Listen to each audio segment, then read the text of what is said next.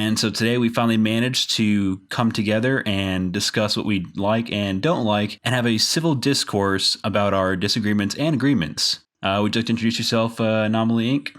Yeah, man. Thanks for having me on, Mr. Shepard Gaming. Yeah, guys. So, Anomaly Inc is the channel name. I am here to talk about Gears 5 and the way this sort of came about. So, you can probably still find the comment, but our communication didn't exactly start out on the best of terms. Because I watched one of your videos and I actually liked a lot about it, but I had my own little grievances and I wasn't exactly very charitable in my comments, and so it started off a little bit rocky, but we're here now, and it's been great getting to know you and chatting about games and just YouTube in general. It's been fun. Yeah, it's been actually a lot of fun. Yeah, it's definitely easy on the internet to kind of start off a bit more hostile. I think by like the third comment, we were already good to go. What exactly of Gears 5 do you like? What's your favorite parts about the game? Okay. So I'll just start off by saying, so I love the way it looks. I think it has a great aesthetic to it. And I know you have grievances. We'll get to, you have certain grievances about the aesthetic. I know we'll get to that, but yeah, I'll let you talk first. It looks. Yeah. I love the way it looks. It's probably the best looking Gears game today, but that should be expected with, graphical fidelity being increased over time and just overall technology. I love the way it looks. I love, probably my personal favorite thing about the whole campaign and the game itself is the collectibles and just how much detail they've pumped into the world and just telling not only the main story but the little stories. And I got to say, I think the collectibles are the best in the entire series so far. It's either this game or Gears 3, but I'm pretty sure it's Gears 5. I learned so much about and also I went back and played the other Gears games just a little bit to sort of put the pieces together. But I couldn't believe how detailed and awesome the collectibles are. And some of the places you go back to are from Gears 1, like the ruins, the House of Sovereigns, things like that. And just if you look closely on the walls and stuff, you'll see a memorial to those who died at the end of Gears 3. And just basically, yeah. So I like the detail they pumped into the world. I like the aesthetic. I really, really, really like the gameplay. I think the gameplay is the best it's ever been. And what else? This thing I like. I really like Escape. I think Escape is a very good highlight, and I like how they are coming out with new dungeons. I call them Escape dungeons, not hives. So, but yeah, I think I think it's good that they're updating it every fortnight. I think it is. They're coming out with a new dungeon, just to keep it fresh. Yeah, I think it's every week during the What's Up titles. Oh, okay. But yeah, I think Escape's genius. I think it's really good. Horde. I think I'm comfortable in saying it's the best it's been, though I did really like Gears 3's Horde. I didn't get the chance to go back and play it, but goddamn, do I miss Beast Mode. I think we can both agree on that. Oh, definitely. That and I actually like the Overrun mode and Judgment. A lot of people didn't like Judgment, but I like the Overrun mode. I thought it was a good combination of Beast and Horde mode. Yeah, I went back and played Judgment too, dude. Honestly, I know this is off topic, but if Judgment's development wasn't so lazy, I think it could have been the best Gears game ever. What I mean by that, you know how much I love Gears 3, but Judgment was in the that was during, was that during? I think it was during Emergence Day. It was during the very beginning of the war, and it was close quarters through the city streets. Everything's getting wrecked. It had a great plot, a great story. Do you like Baird's character or no? Oh, I like Baird's character, yeah. Fucking love Baird. He's my favorite. So I was like, oh yeah, Gears game, my favorite character is the main character. That's fucking sign me up. And that's another thing I like about Gears 5. Gears 5 actually didn't sweep Judgment under the rug. It actually took a lot of Judgment and sort of tied it back in, which I really appreciated. But yeah, Judgment was just very, very it had a really cool mode where you could just do it normally, or you could add a modifier to make it really, really challenging. But what that also did was it made what I call an enemy spam, where they just keep throwing endless enemies at you, and it just got so ridiculous and so jarring and immersion breaking, because it's just they'll throw 16 maulers at you, and I'm just get fucked, game, come on. Yeah, and they changed you couldn't carry a pistol as a sidearm anymore. You only had two weapons, and it had I didn't like the whole weapon system and how they changed that. And there's a few things as well, mainly just lazy level design and lazy lazy difficulty. They just basically threw everything but the kitchen sink at you. And I tried doing it on Insane. Good luck. I actually had to quit.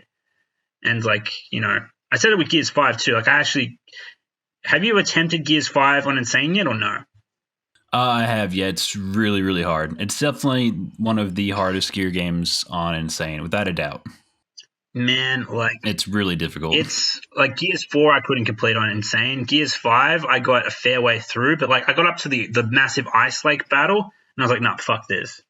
If I can't even get past this, try getting through Act 4. Because when you the truck capsizes and you have to wait till they clear the road. And then they have you like at a choke point. There's no room to maneuver, and again, that's I like in Act 4 like what's happening. It feels very Gears of War, like just all out guns a blazing war in the middle of a wrecked city. That was cool, but some of the level designs were very lazy, like that bit with the truck. It opens up once you kill the enemies, and you can like move around the level a bit, especially when you have to fight the carrier. But like up until that point, though, you're just getting fucked by torque bows, snipers, juvies, you name it. It's just, I was like, God, I had a hard enough time beating that on experience. I died so many times. Like, fuck this, man. Yeah, sorry. I know I went off on a bit of a tangent there, but no, you're good. I was letting you talk. I was letting you take the reins. And yeah, well, like I think I'll just leave it there though with what I like about the game. Yeah, man, what do you got to say about that? Do you disagree with very much, or? So it sounds like what you said you did like is you liked the visuals, right? I love the way it looks. And then you said you liked the gameplay? I adore the gameplay, yeah. I think it's really good. And there's one more thing you said too. I'm trying to remember what it was. There were three things you kind of pointed out that the collectibles, that's right. Yeah, I think they're the best in the whole series. I do think the visuals, in terms of like an Xbox exclusive game, I think it's without a doubt the best looking Xbox exclusive game yet. It's really good looking. Mm. Even though in my video where people got upset because I mentioned I didn't like the art style as much, I still mentioned that the visuals are insanely good. And I can definitely tell the Coalition knows what they're doing with the Unreal Engine. They have the lighting right. They have great use of colors. I might personally want it toned down a little bit, but the colors that they do present, it does look very appealing and it does look very colorful and it looks almost photorealistic in some scenes. It does. But yeah, for the collectibles, I agree with you too there. I don't know if I liked them quite as much, but I still enjoyed them. I did love some of the collectibles, how they would incorporate past Gears games. Like it had the collectibles that were centered around I think it's called the assault derricks from Gears of War 2, those things that shot the grinders in the ground to release the cog soldiers into the hollows. Yeah, that was cool. Yeah, that was a really cool touch. Like I love seeing those again because for me, Gears 2 is my personal favorite. So I loved. It's mine too. I love the little details like that. Those were good. Yeah, Gears 2 is my favorite too. I think Gears 3 as of right now is the best Gears game, followed shortly by Gears 5. Like objectively, but Gears 2 is my favorite. Like fucking everything about that game I think is perfect. Like in terms of its campaign. Yeah, that's exactly for me too. Like I think Gears of War 3 is a better package, but for me, Gears of War 2's campaign just kind of stole the show. Oh yeah. I was really young when that one came out still. I remember that was such a dark campaign and so gritty and so scary. Oh yeah. I popped up some spoiler warnings, but of course, like with, you had Ty's death, which was horrifying when I first saw that. You had Benjamin Carmine. I remember when I was watching that, I was like in shock. I was like, how can they save him? Of course, now I look back at it and I'm like, you can't save him. He's missing all of his body. Yeah.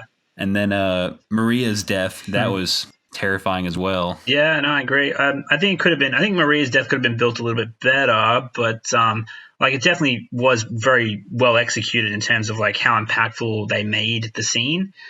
If I had one major grievance with Gears 2's campaign, it was I liked the climactic end, but I think it could have used a bit of a higher difficulty, a bit more of a challenge, a bit of more of a kick to it, like the Ram battle in Gears.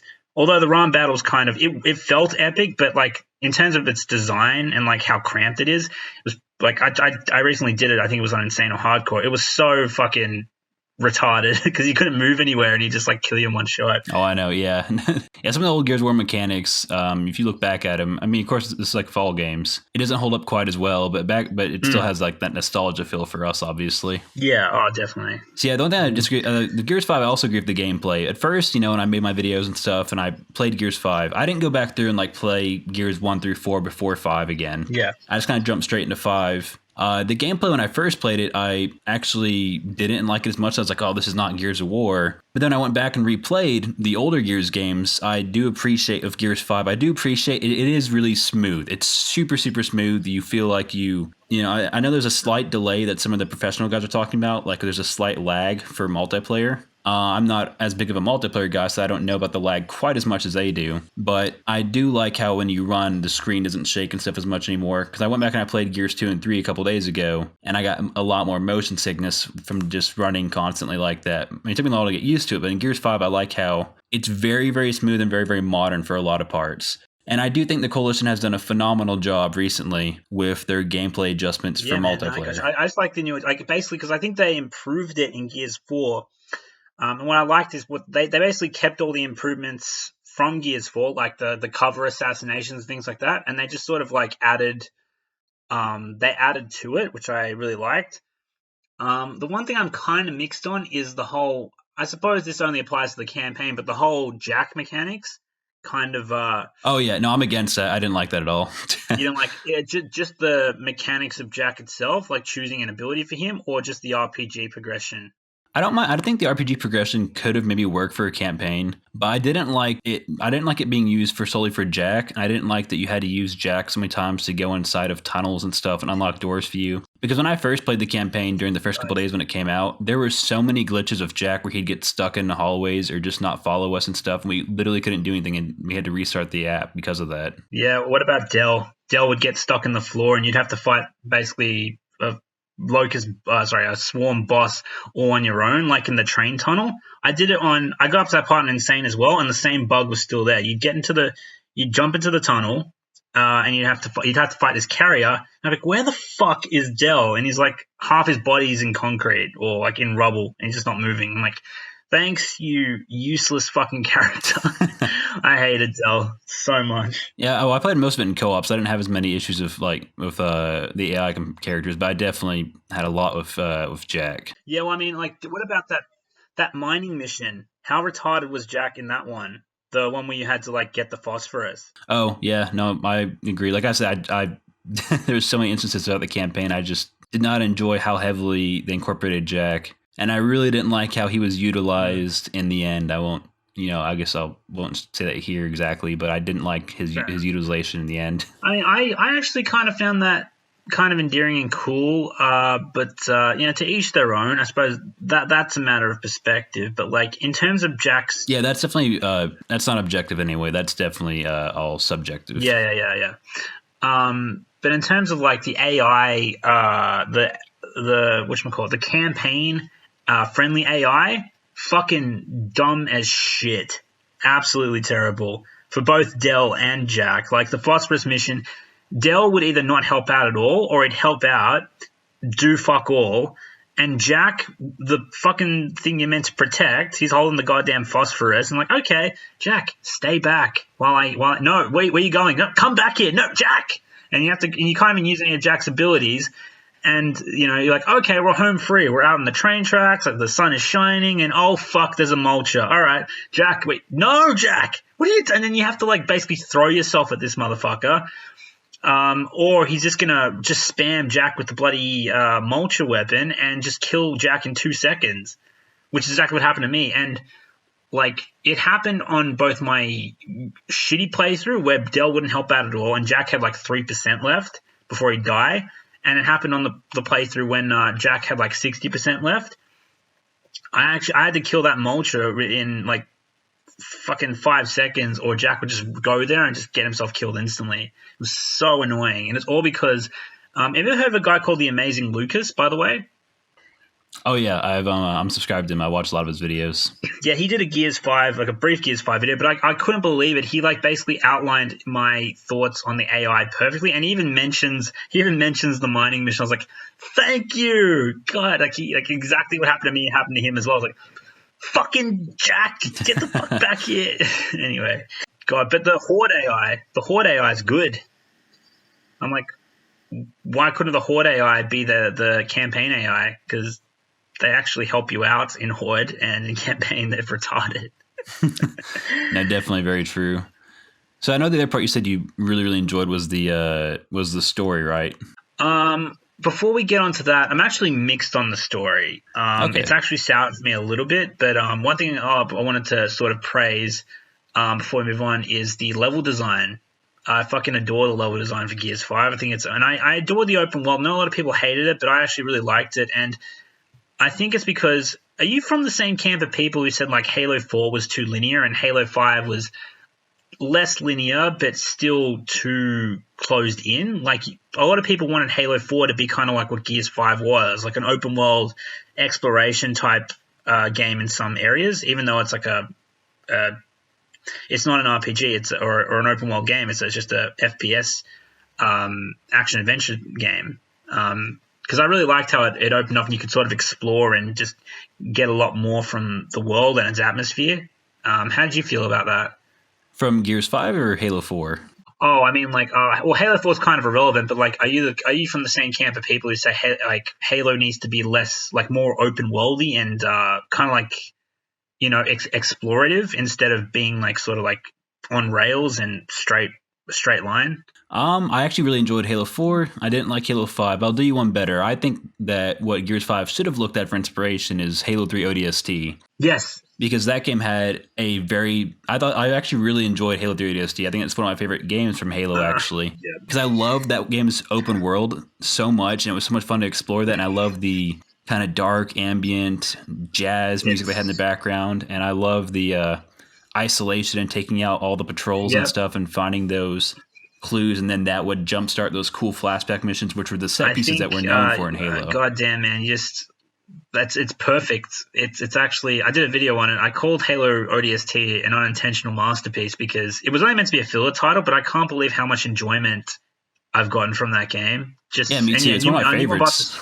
New Mombasa Streets is my favorite mission. It's like the first like open world non-linear Halo mission like ever. Like it's an open world Halo. That's what that mission was. I was like, God damn, and it works so well. It's like you're in Halo. This is like it felt like I was in one of the books. I used to read the books and going through like a war torn city and exploring, and like same with Gears 5. Like if you go and like look on the walls and do a little bit of exploring with Halo 3 ODST, you gain so much context for what happened in the city. Like you see like a boxed in area with elites just dead, holding out for dear life when the brutes betrayed them and shit like that. Like just that visual storytelling I just adore. And you'll see like references to Halo Reach and shit, which I found to be pretty cool. Like with Gears 5, you get to see like the grinders. In the first area, you get to see like Azura, which is where Gears 3 ended, and you get to see like collectibles like the Hammer of Dawn, Prescott's ring before he died, like Chairman Prescott, and like in the last act of Gears 5, you get to see references to Gears 1, which I thought was pretty cool too. So like, they did that with Gears 5. Same with, although I think they could have done a little bit better with it. Same like what you said with ODST. Because people want what Gears 5 did, like opening the world up and everything. They want that with Halo Infinite because they were pissed off that Halo 4 was so linear. And I'm in your camp. I think Halo 4 was fantastic. And I hate Halo 5 with the utmost passion too. So we got that in common. Yeah, no, that story was terrible. Everything about that fucking game is terrible. God damn. Oh, well, maybe not everything, but most things.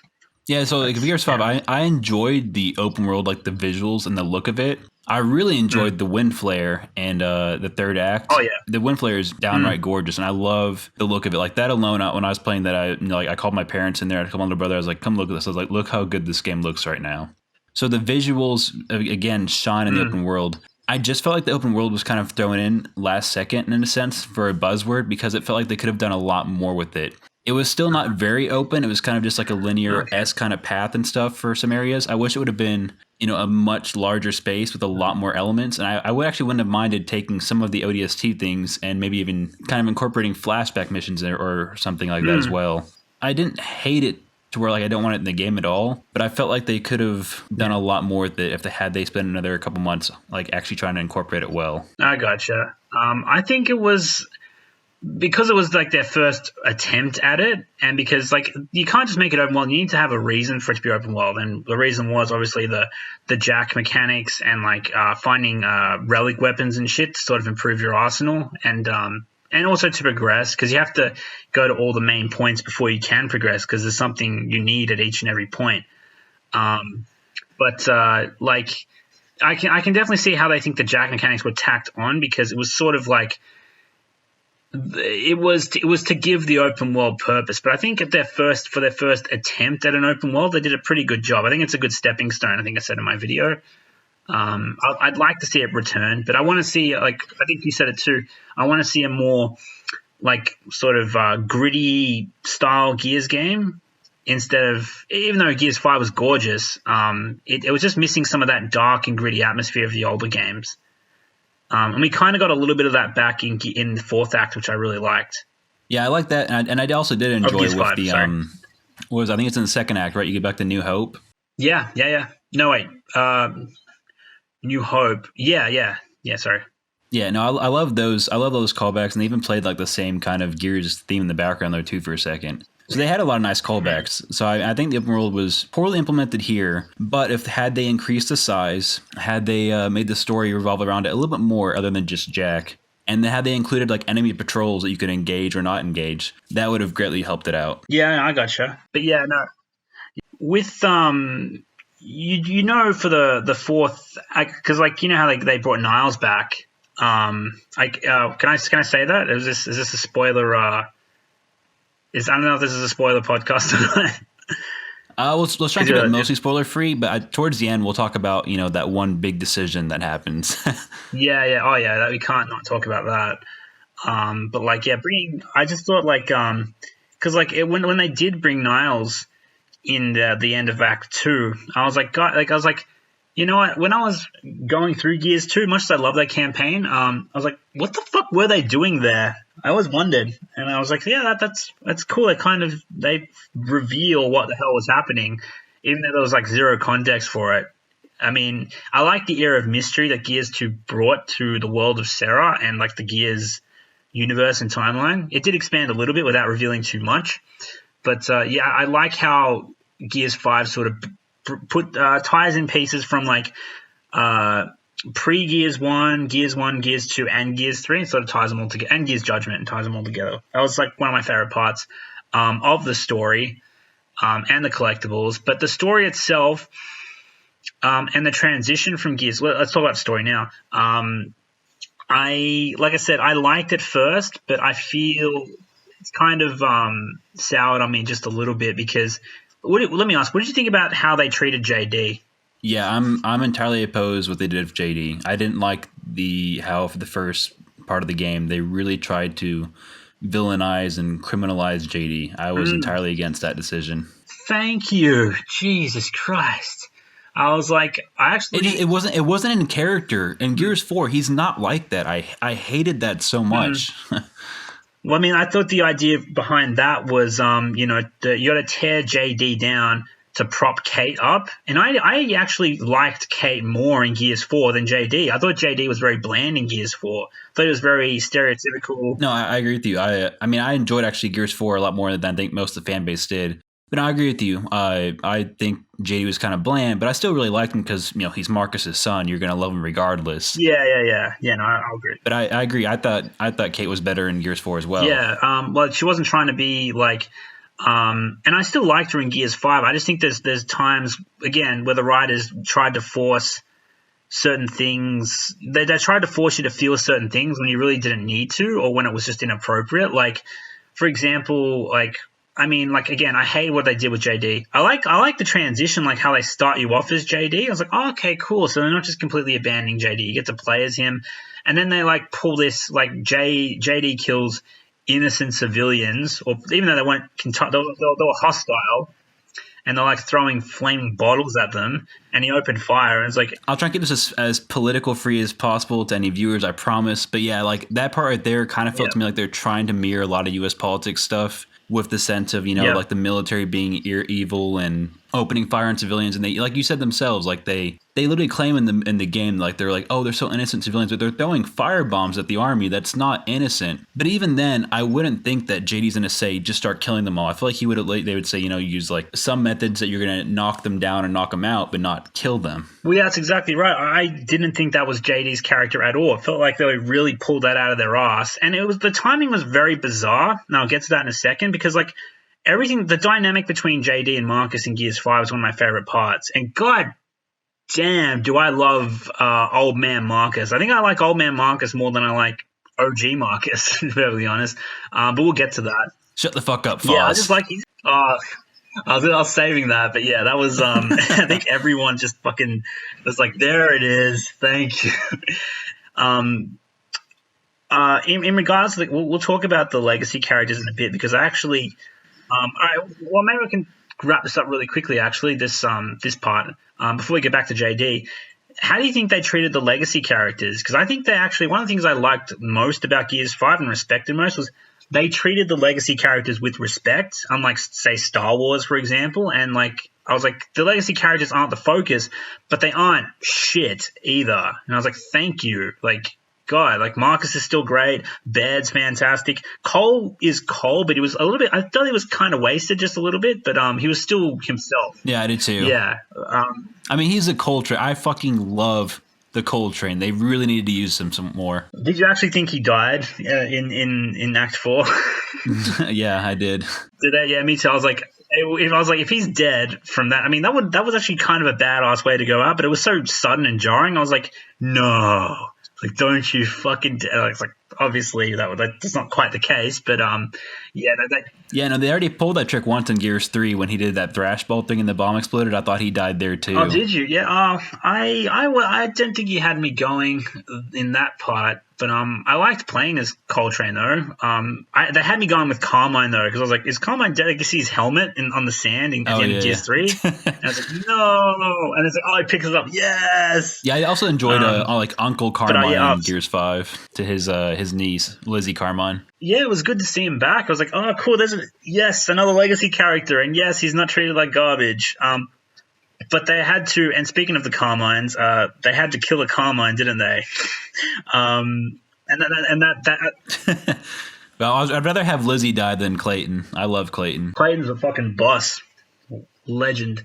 But yeah, that brings us back to JD, because like, right when they say, they pull out the bullshit like, yeah, JD's a bad guy now, you need to hate JD. And like, Kait and like Dell, who I swear, Dell is just, and again, not to get too political, and I say this in my video too, he's just the fucking token black character of the goddamn, of the game, of the cast. He has no purpose, he has no backstory, he has no development. He's just JD's friend, Kait's BFF, friend zone, and fucking he's kind of a tech genius. He's actually really good in Horde, but like that's his only redeeming quality. He's, as a character, he sucks. But like they have Kait and JD like looking down. Sorry, Kait and Dell looking down on JD. Like he did like the worst thing ever. And again, like all he did was, again, I don't think he would do that. I can get behind that dynamic between him and Mark. Sorry. Yeah. It's a lot like Luke Skywalker. Exactly. That's exactly what they did. They made him do something he wouldn't do. They made him betray his character to give you a reason to hate him, because they need you to focus on the other main characters. But like with JD, in the case of I forgot what I was going to say. I can buy the dynamic between JD and Marcus. JD trying to prove himself and everything. I can buy his recklessness. That's fine. But then they say he kills innocents, and I'm like, yeah, go fuck yourself. That is not JD at all. And it actually made me sympathize, because like I said, I used to think JD was meh, and I liked Kait, and I was like, I'm interested to see what Kait's story is going to bring and what it's going to be like to play as her. So I wasn't against playing as Kait in Gears 5. A lot of people were. A lot of people were like, oh, now they want you to play as Marcus's son instead of Marcus. Now they want you to play as Marcus's son's girlfriend. Like, it was very like, because again, when I saw the marketing for Gears 5, I thought it was going to be a dumpster fire, and I was really surprised at how good the game was and the story. But like, and I wasn't against playing. Sorry, I know I'm rambling here, but like, what I'm getting at is like, I wasn't entirely against playing as Kait. But after they basically pulled the wool out from under us and say, yeah, JD is a bad guy now, hate JD and love Kait, and like Del and Kait were like looking down on JD as like this awful person. I was like, go fuck yourself, game. And it actually made me like JD more. They didn't want me to, and I liked JD more because of that. Because I was like, yeah, you're sabotaging him. And one more thing. Sorry, I'll let you talk in a second. They want you to hate JD and say he kills innocent civilians right before he fucking pulls the most daring act and saves like dozens of other innocent people. And I'm like, what do you want us to think of this guy? Because I think he's a fucking hero. He fucking runs into the fucking... He runs out into an army of Swarm, Brewmarks and shit. Hammer of Dawn's coming down and he barely escapes. And then he gets injured in an accident, a freak accident, and like Lizzie Carmine who died? Yeah, it's Lizzie Carmine. Yeah, that was tragic. And then you see JD get injured, and then it cuts to Kait. And I'm like, what the fuck happened to JD? Yeah, I know. I'm like, now I want to know what the fuck's happening with JD. I don't want to fuck Kait. I don't care about Kait now. But then it transitions you to Kait. It started off so well. And then it just completely fucked itself with the transition. The transition was good. You got to play as JD, and then they portrayed his character and then shoved Kait in there. And then, like, when JD tries to get Kait to come back, and then Kate's like, screw your order. This isn't about you. It's about me. And I'm like, how is that even remotely applicable to what he's doing? He's just trying to fucking help you. He's trying to save your life. Anyway, sorry. Had to get that out. I'm sorry. No, you're fine. I agree with you. I think that's actually like one of the unfortunate leftovers of the U.S. political climate right now. Like I said, it's like this trend where to make the female characters seem important, you have to destroy, dismantle, and bury the men's characters. Even that means changing them completely. You don't need to do that. Just write a good female character, and people will follow them regardless. Like, I mean, I was a little bit skeptical of Kait just because, like, yeah. I'm a big Halo fan equally as I am a Gears fan. And just like when Halo 5 made you play as Agent Locke, I saw Agent Locke didn't go over too well with a lot of the community and myself. So when I saw Kait was the new face of Gears, I got a little bit worried again because I was like, okay, well, I hope the Coalition knows what they're doing. I hope it's done with a good reasoning and not just for political reasoning or just to kind of change face, because I don't want her to be like the only person involved in Gears. And like you said, I hate it so much. There's so many times that she makes it sound like JD's so selfish. Yeah, exactly. And just to be like clear, I don't like. There were moments where I disliked Kait, like the forced moments between, the transition of like JD to Kait, and like certain moments there where she has to be unnecessarily bitchy. But she was actually more likable than like 95% of like the female characters being pushed in all media nowadays. I'm talking like television shows, movies, and definitely video games. Like, you compare Kait with Sarah Palmer, for example, and Kait's leagues better than Sarah Palmer. Oh fuck yeah! Like I still actually like Kait, and I'm curious about the next. I'm excited for the next Gears game, but like in the story. But there were moments where like. Again, I really liked Kait in Gears 4. It's just when they tried to force her down our throats and they tried to shove it in our faces that made me dislike her at certain points. Shit, what was I going to say? But I still like Kait despite all the forcing crap. There's moments where I'm just like, that's unnecessary. You're just being a bitch. Get yourself together. But like, there's moments where she like has to struggle, where she's having a crisis of like conscience, and she has to make certain decisions. We'll get to that. And where she like is just like in emotional distress, and when she's like, I like when she's like trapped under rubble and she's like screaming for her life. Like I was like, God damn, this voice actor. Oh, that was great. That was really good acting. Yeah, no, great. And again, she has a lot of good one-liners too. I was like, yeah, right on, Kate. You tell him. But yeah, there are certain parts, and like again, I think they had a motivation for trying to. It wasn't just to push Kate, which is why they wanted you to hate JD. It was because of that decision that comes up later. Like they tried everything to make you think lesser of him. Although towards the end, this is what kind of baffled me. They wanted you to hate him up to that point because they bring, and again, Kate brings Dell along. JD's like this changed man, this hardcore commander who's like got no sympathy, and he did that terrible act killing innocents.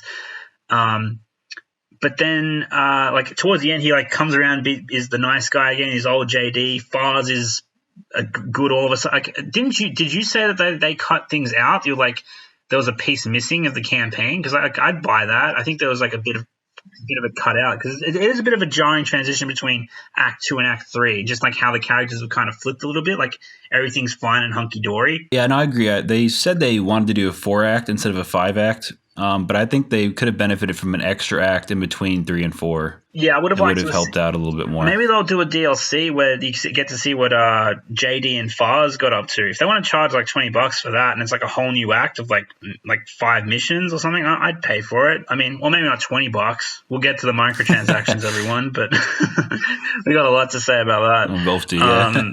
But like, yeah, like. Gears 2 released and Gears Judgment had a DLC pack where you got to see what Baird and Cole got up to when they went to get reinforcements for the final assault in Gears 3. And like Gears 2, you had Dom and Marcus's Nexus assault. Like, that was pretty cool. So they might do it. I would like them to flush out Fars and JD a little bit more. But again, like they make JD good again before the end, even though they've tried to make you hate him up to that point. And they really wanted you to like Dell because Dell is always the yes man, the one who's got a clear conscience, the one who's always there for everyone. And it had the opposite effect on me. Like I grew to hate Dell or just like Dell. And his dumb as fuck AI didn't help either. And I grew to like JD because I thought there was a lot more to his character now. And like I never hated him to begin with. I just thought he was kind of bland. But I was like, all right, now I kind of feel sorry for this character. This character's a hero. He saved people, and now he's coming to help his friends, and he's turning over a new leaf. I'm like, okay.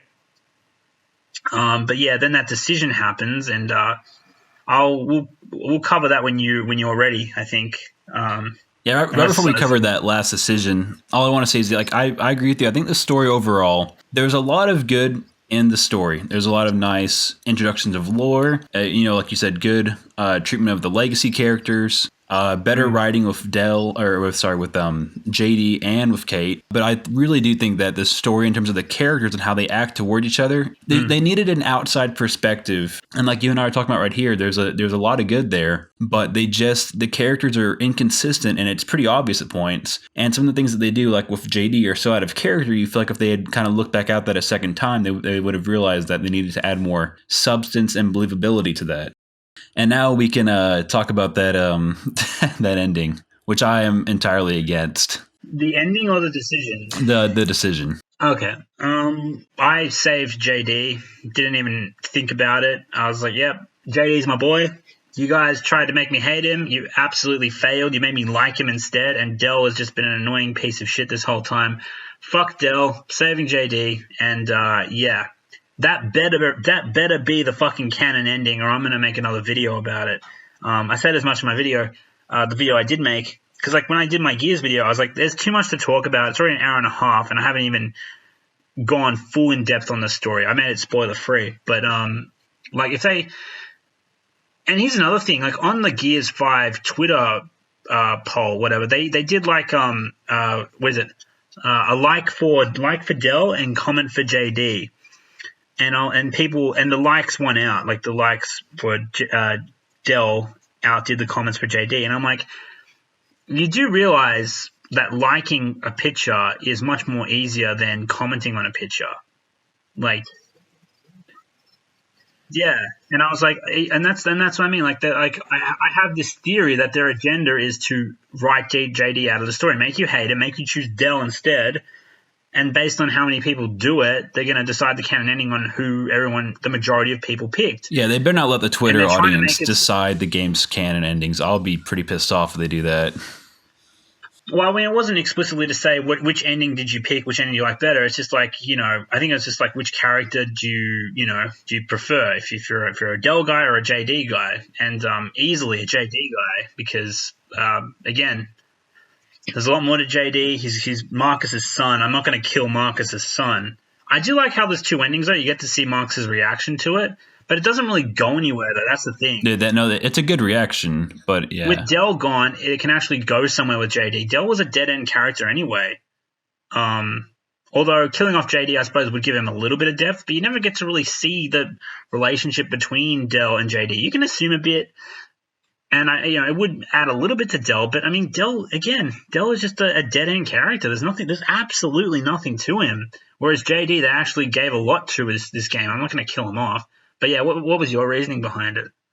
No, I'm in the same boat you are, actually. I don't dislike Dell quite as much as you do. I think his dialogue needs to be better well written, and it needs to and they could have fleshed him out a lot more. They kind of, like you said, they kind of kept him in that side character thing. They never fleshed out his backstory or anything else much beyond that to make you care for him. But for me, also, I'm so against if they kill off JD. I'm gonna have endless rants about that because then effectively they kind of killed off Marcus's whole life in a sense because he's already he did the first 3 Gears games. He was a huge factor in the Locust and Lambent finally going extinct. He had that father connection, and then he retired from the war. He finally got together with Anya, which is always hinted at in the other Gears games, and then he has his child JD, which is why I loved that very first Gears 4 teaser that showed the transition between JD running as a child and running as a guy. But if they kill off JD, I mean, Marcus has nothing. You're gonna kill off his kid, take away his his best friend in Gears 3. Yeah, that was a good trailer. But also by killing off Dell, he knows exactly what JD feels like in that moment. So that's kind of a great way to kind of segue and show that they have the similarity and they know each other's pain. Yeah. Well, that's the beauty of the different endings, though. I mean, again, I prefer the ending where JD lives because there's reconciliation between him and Marcus. But I mean, you like I said, you get to see Marcus's reaction to JD, and I think if they do that, if they actually go ahead and kill off JD, that Marcus will die in Gear 6 because it'll be like I'm going to go see my family now. He's going to pull a Dom and sacrifice himself and and I hope that's not the direction they go because there's so much more they can do with JD. It just feel like such a waste after this game if they don't follow through on that. I did like how they animated and wrote 2 different endings though, and I found them both again, the JD one was more fulfilling for me, where JD lives, but I did go back and watch the Marcus finds out JD's dead ending.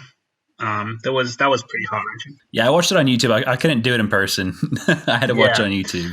And I love in the one where Dell dies, Father shows up and Father's like, Dell, look who's saving you again. And then there's no words and Father can just tell he's like, God damn, I'm an asshole. And I was like, damn. Even though I didn't really care for Dell, the way they demonstrated his impact on everyone else was pretty well done. There's so much to love. Yeah. But again, some of the choices they made and the reasons for why they made them is where I'm kind of mixed. And yeah, I just hope because a lot of people, and myself included, have my reservations about the whole decision making thing. Who do you choose to live?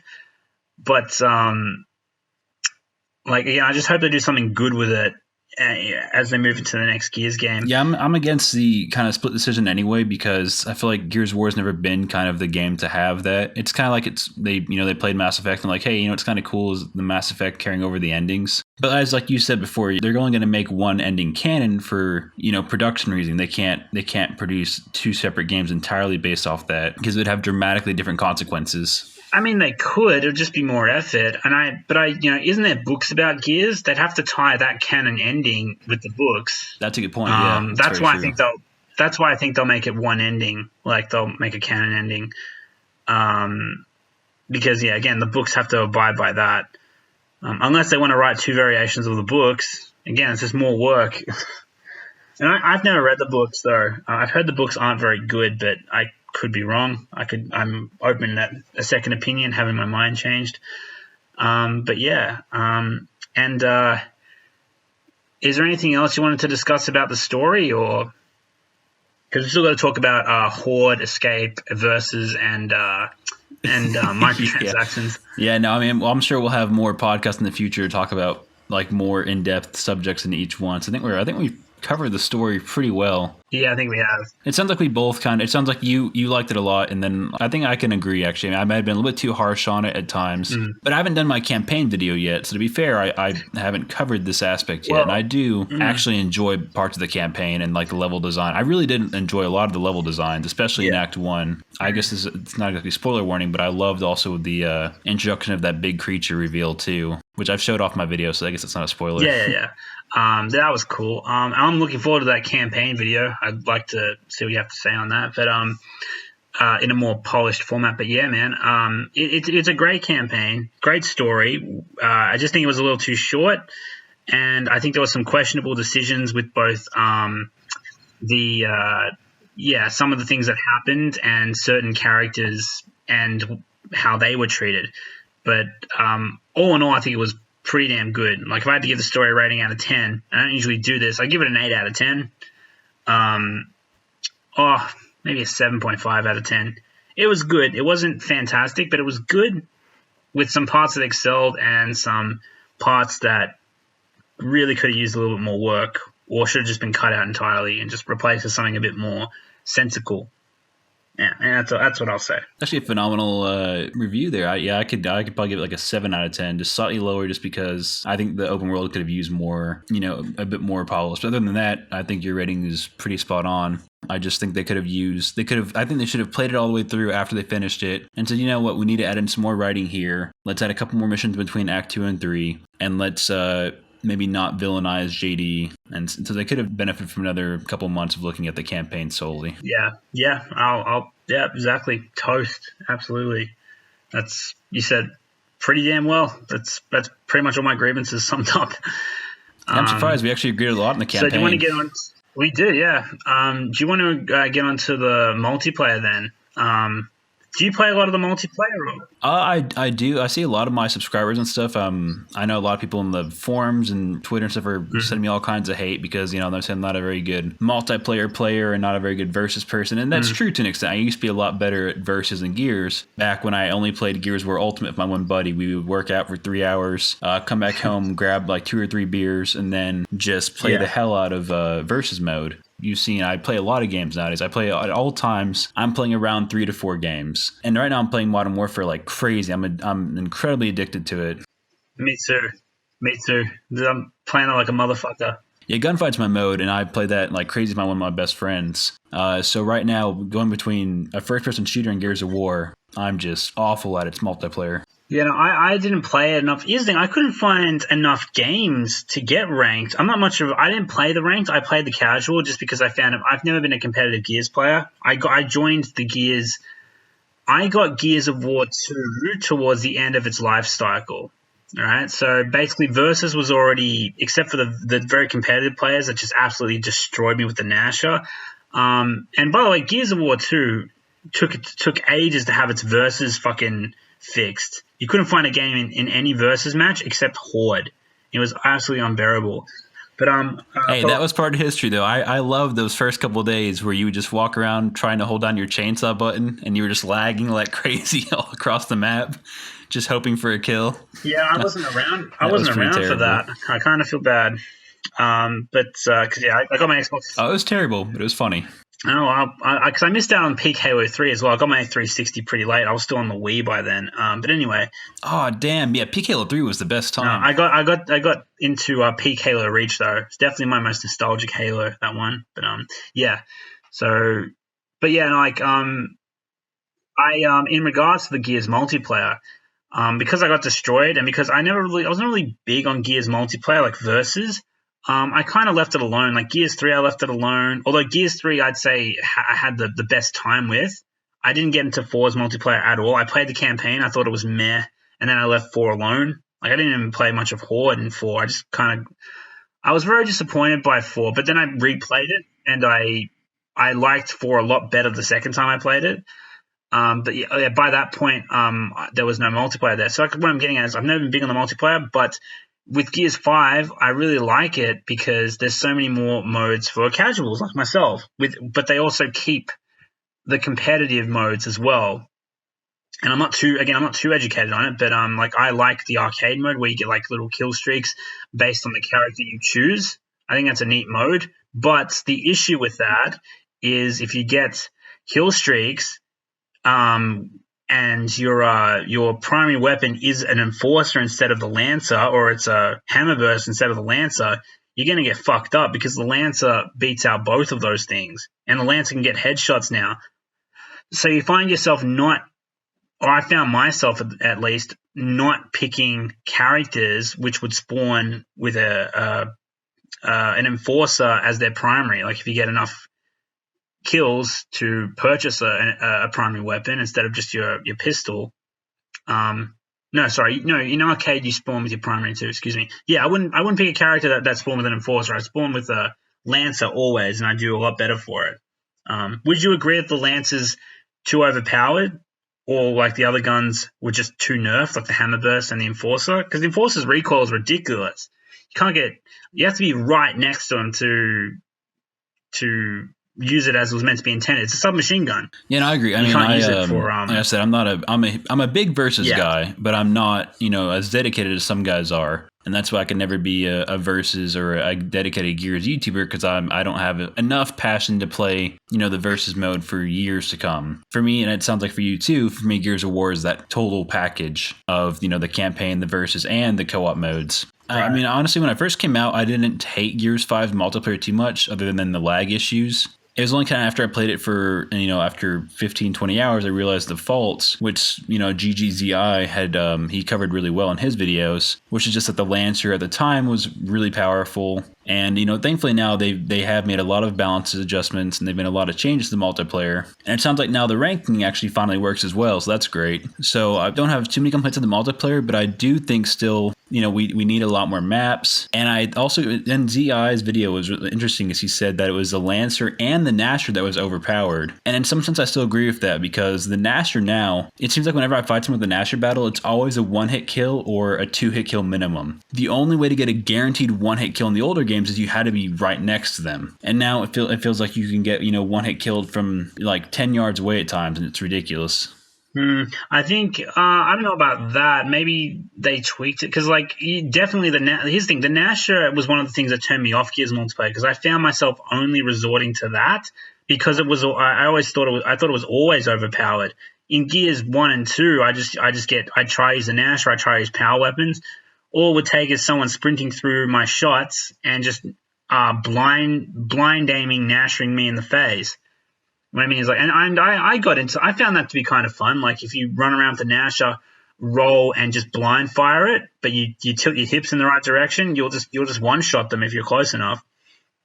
So I don't know about the whole Gnasher overpower thing. I thought that was always a thing in Gears. If that's been amped up in Gears 5, then that's definitely a detriment, because you need to be able to use the whole sandbox the way it's meant to be, the way it's intended. And the Gnasher is only really meant to be good at close quarters. Not, it's not meant to. A Gnasher shouldn't beat out a Lancer at long distance, and a Lancer shouldn't beat out an Enforcer at short distance, and a Hammerburst shouldn't beat out a Lancer. Sorry, a Hammerburst should beat out a Lancer in a long distance fight, because the Hammerburst is a precision burst fire weapon. It's meant to be fired long distance, so. And again, the Gnasher can beat out just about everything except, the Lancer can beat out just about everything except the Gnasher. You played Gears of War 1 multiplayer though, right? Like you played a decent amount of it? I played a very little bit of it. I didn't, and I love the maps of the old Gears games. My God, the atmosphere of those older multiplayer maps, and just being in like the dead city and shit with the emulsion and like the cars and like Gridlock. Gridlock is timeless. They got to bring the Gridlock to Gears 5. They really do. Yeah, I want Gridlock, and I really want Clock Tower. I love Clock Tower. Forget Clock Tower, but and I forget what it was. It was a Gears 2 map where it was like on a river, and it's like Arctic. I forget. And there's like two like, it's like a village, and there's like wooden barns, but it's like it's on an icy river that separates two like mountain passes. They also had that map called River. Do you maybe you meant River? No, but I remember because they did have a river map that was actually a really good map as well. Oh yeah, it might be River. Yeah, I remember River. And there was also there was a city one. It was like basically there was like a crossroads and there was like shops and stuff. And then there was like an overpass where you could like hold out for Horde. I'm not quite sure what it's called, but yeah. God damn, man, Gears. I mean, that's one thing I said that Gears 5, had nothing on. The only two Gears maps that I found. The only two maps that I found really kick ass in Gears 5 are, what was it? Vasgar and Icebound. I love those two maps. They missed and again, even those maps though don't. Yeah, no, I agree with you. I think there's some decent maps in Gears 5, but like you were saying, I think the Gears 1 and 2 had much better maps. Well, like the Gears 5 maps, like I agree with you 100%. And when you said like the Gears 5 lacked a certain atmosphere to it, nothing shows me that more than the multiplayer maps. Like I thought the campaign had some good moments, like when you're exploring New Hope and it's like dark and you got like the rejects around and stuff like that, or when you're exploring the old rocket silos in Vasgar and it's like eerie and quiet and stuff. I was like, I like that atmosphere. That was cool. But and again, like the guns are blazing city fighting atmosphere in the first act and the fourth act was pretty cool in Gears 5. But the multiplayer maps, like District, sucks. I mean, it's okay, but again, no atmosphere. Asylum's great. I love it, but it's a remake. I don't like to count it. I do like Asylum, yeah. And there's like, I honestly forget the other maps. I do like Bunker. I think it's a weird. I like the way it looks. It has the right aesthetic, but I don't know about its design for multiplayer. I think it's designed okay, but for Horde, it's kind of retarded because there's not. I can't find anywhere really good to hold out in Bunker. Like you can have the high ground in Bunker, but like there's so many ways to like be infiltrated. I don't really think it's a good Horde map. I think it's a good multiplayer map though. And basically just Bunker, Vasgar, and Icebound are the three main good maps in Gears 5 multiplayer. But have you been to the custom game where you like? I thought there was only 7 multiplayer maps, and then I went to custom games, and then there's like all these like other maps, like some of the there's Gears 4 maps that for some reason they didn't add into rotation at launch, which was a huge issue because only seven maps at launch made the maps feel repetitive. I know, and old and stale a lot faster than they should have. And those 4 maps, those are all Gear 4 remaster maps, and those are all actually pretty good maps. I enjoyed all the Gears 4 maps for the most part. Yeah, I looked at them and I was like, God damn, where the fuck have these maps been? Why the hell are they only in custom game? Yeah. Oh no, they were great for the custom game Horde. I enjoyed those maps a lot in that. Oh yeah, I mean if you can play them custom, but like again, like it's one of the reasons why Gears 5 those maps soured on me is because like what the fuck are these new maps? And plus I didn't stick around long for Gears 4. I think I said that.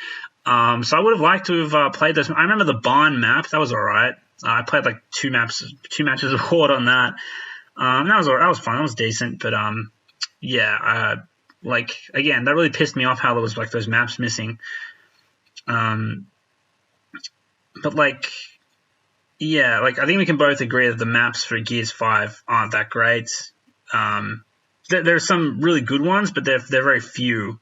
And the selection's few enough as it is, which sucks. Yeah. Yeah, that's why I went in my rant in the last video talking about that 6 months for one map, one remaster. I know that's a lie. I only took, one design class in college for game development engines just for fun. It should not be as hard as they're making it sound like to implement a remaster from Gears 4 to 5 because they're on the same iteration of the Unreal Engine 4. Yeah, there's some slight updates and it'll take some effort still, but it's not 6 months effort. That's pretty ridiculous. 6 months, that's like a quarter of a Call of Duty game right there. Since Modern Warfare's already added in their already new maps and made a lot of adjustments in the first 2 weeks. Yeah. Yeah, they have. They've done a very good job. I'm so surprised. I mean, the game has its issues.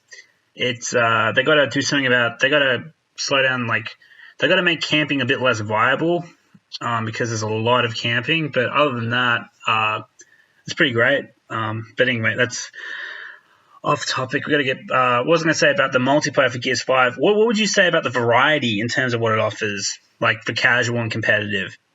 Actually, I found the variety to be pretty good. I think they needed to have. I'm pretty sure execution wasn't there at launch, and execution was one of my favorite modes. I'm pretty bad at it now, so I'm glad that they have Team Deathmatch because I need to actually get better at the game again. But I really wanted Wingman to return because, like I said, me and my one buddy, we're the ones that I play with him on Xbox almost every day. And he's one of the biggest Gear fans I know, and I would love a 2v2 mode. So that would have been nice to see return. Overall, I thought the variety was pretty good. In the earlier Gears games, it might have seemed like it's a shotgun-only game. Yeah. But then Gears 1, once you played it, the hammer burst actually was really powerful in Gears War 1. The hammer burst was amazing if you knew how to use it. I loved it. I loved it then. I loved it in Gears 3 when it had the first person. I missed that. I wish they brought it back. Yeah, I love the Gears 1 hammer burst and the Gears 3 hammer burst. But in Gears 1, the shotgun was definitely the most used gun, but the power weapons were extremely powerful, and if you knew how to use those, then it was very much about map control still. I think a lot of it has to do with the map design. The maps just aren't as well designed for Gears of War, I think. I'll agree with that. I do really like Icebound, though. I think Icebound, in terms of its map design, you can come to a bit of a stalemate, which I don't like if you go like the top areas, and there's like a dash across that you can just get like shot from like everywhere, which I think is pretty stupid when you're trying to go from one end to the other if you're up high. But I love the mechanics with like the ice and like using that as a hazard to slow down or kill opposing players. If they're not careful, you can shoot the ground beneath them and like damage them and get them frozen, and I think that's pretty cool.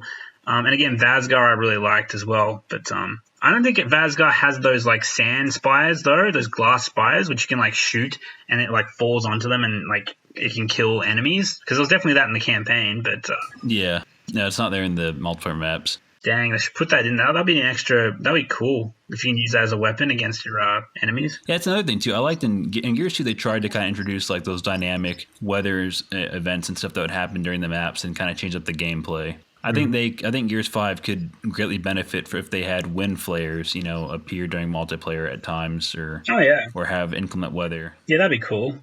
I think Gears 5 multiplayer isn't as bad now as it was at launch, because at launch, like I said, the Lancer was super overpowered. Oh yeah, and there was also a thing where you could like shoot the Lancer. You could be on like one level and you could easily shoot directly below you because the bullets could actually clip through the your platform you're standing on. They've fixed a lot of those issues overall, and now the Lancer really is a lot weaker than it used to be. It's still powerful, but it's a lot weaker than it used to be. So I don't hate the multiplayer as much as I used to, and I think but I still enjoy it right now, even though I get my ass kicked a lot.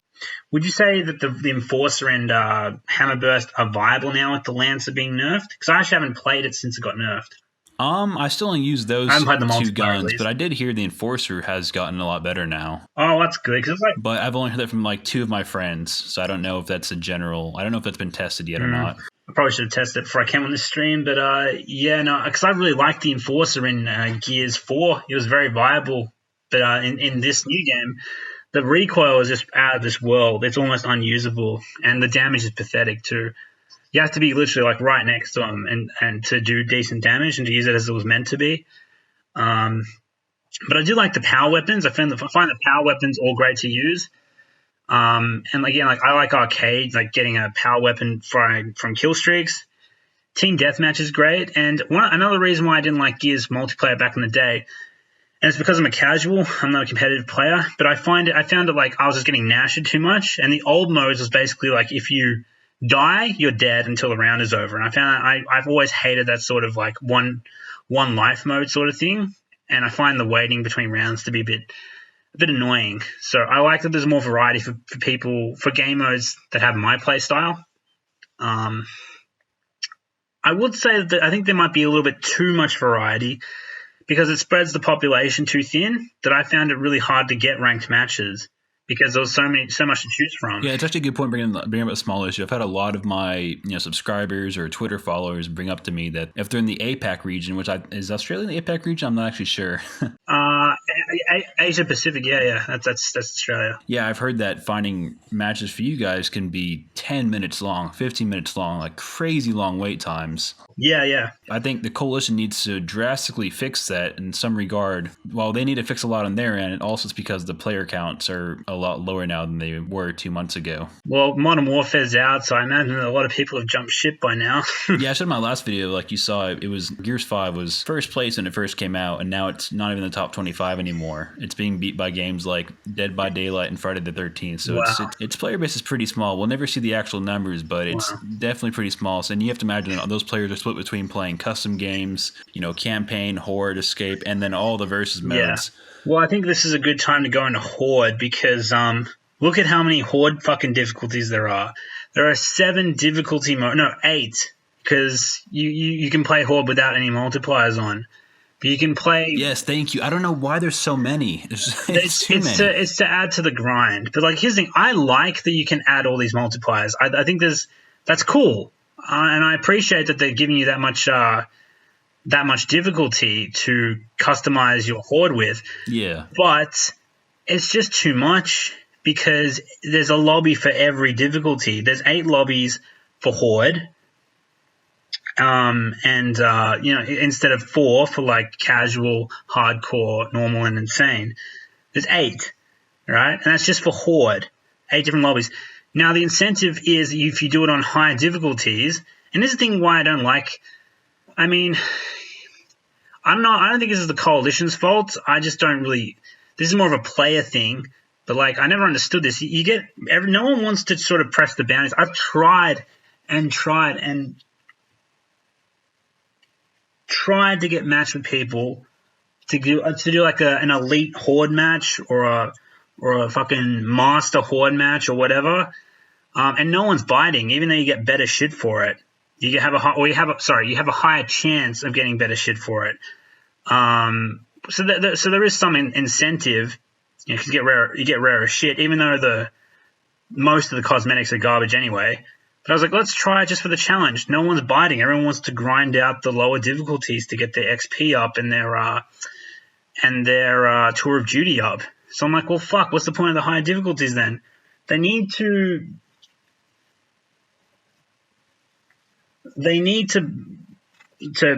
crush that down a little bit to funnel the players better, to make there be a less divide with players. Because again, you have 8 difficulties for Horde. You also have 8 difficulties for Escape as well, and then that's not including the multiplayer. And that's not including the campaign. So you know what I mean? And Gears 5 isn't even in the top 25 anymore. So it's a mess. Like it was a good idea on paper, and it was okay while there was a high population.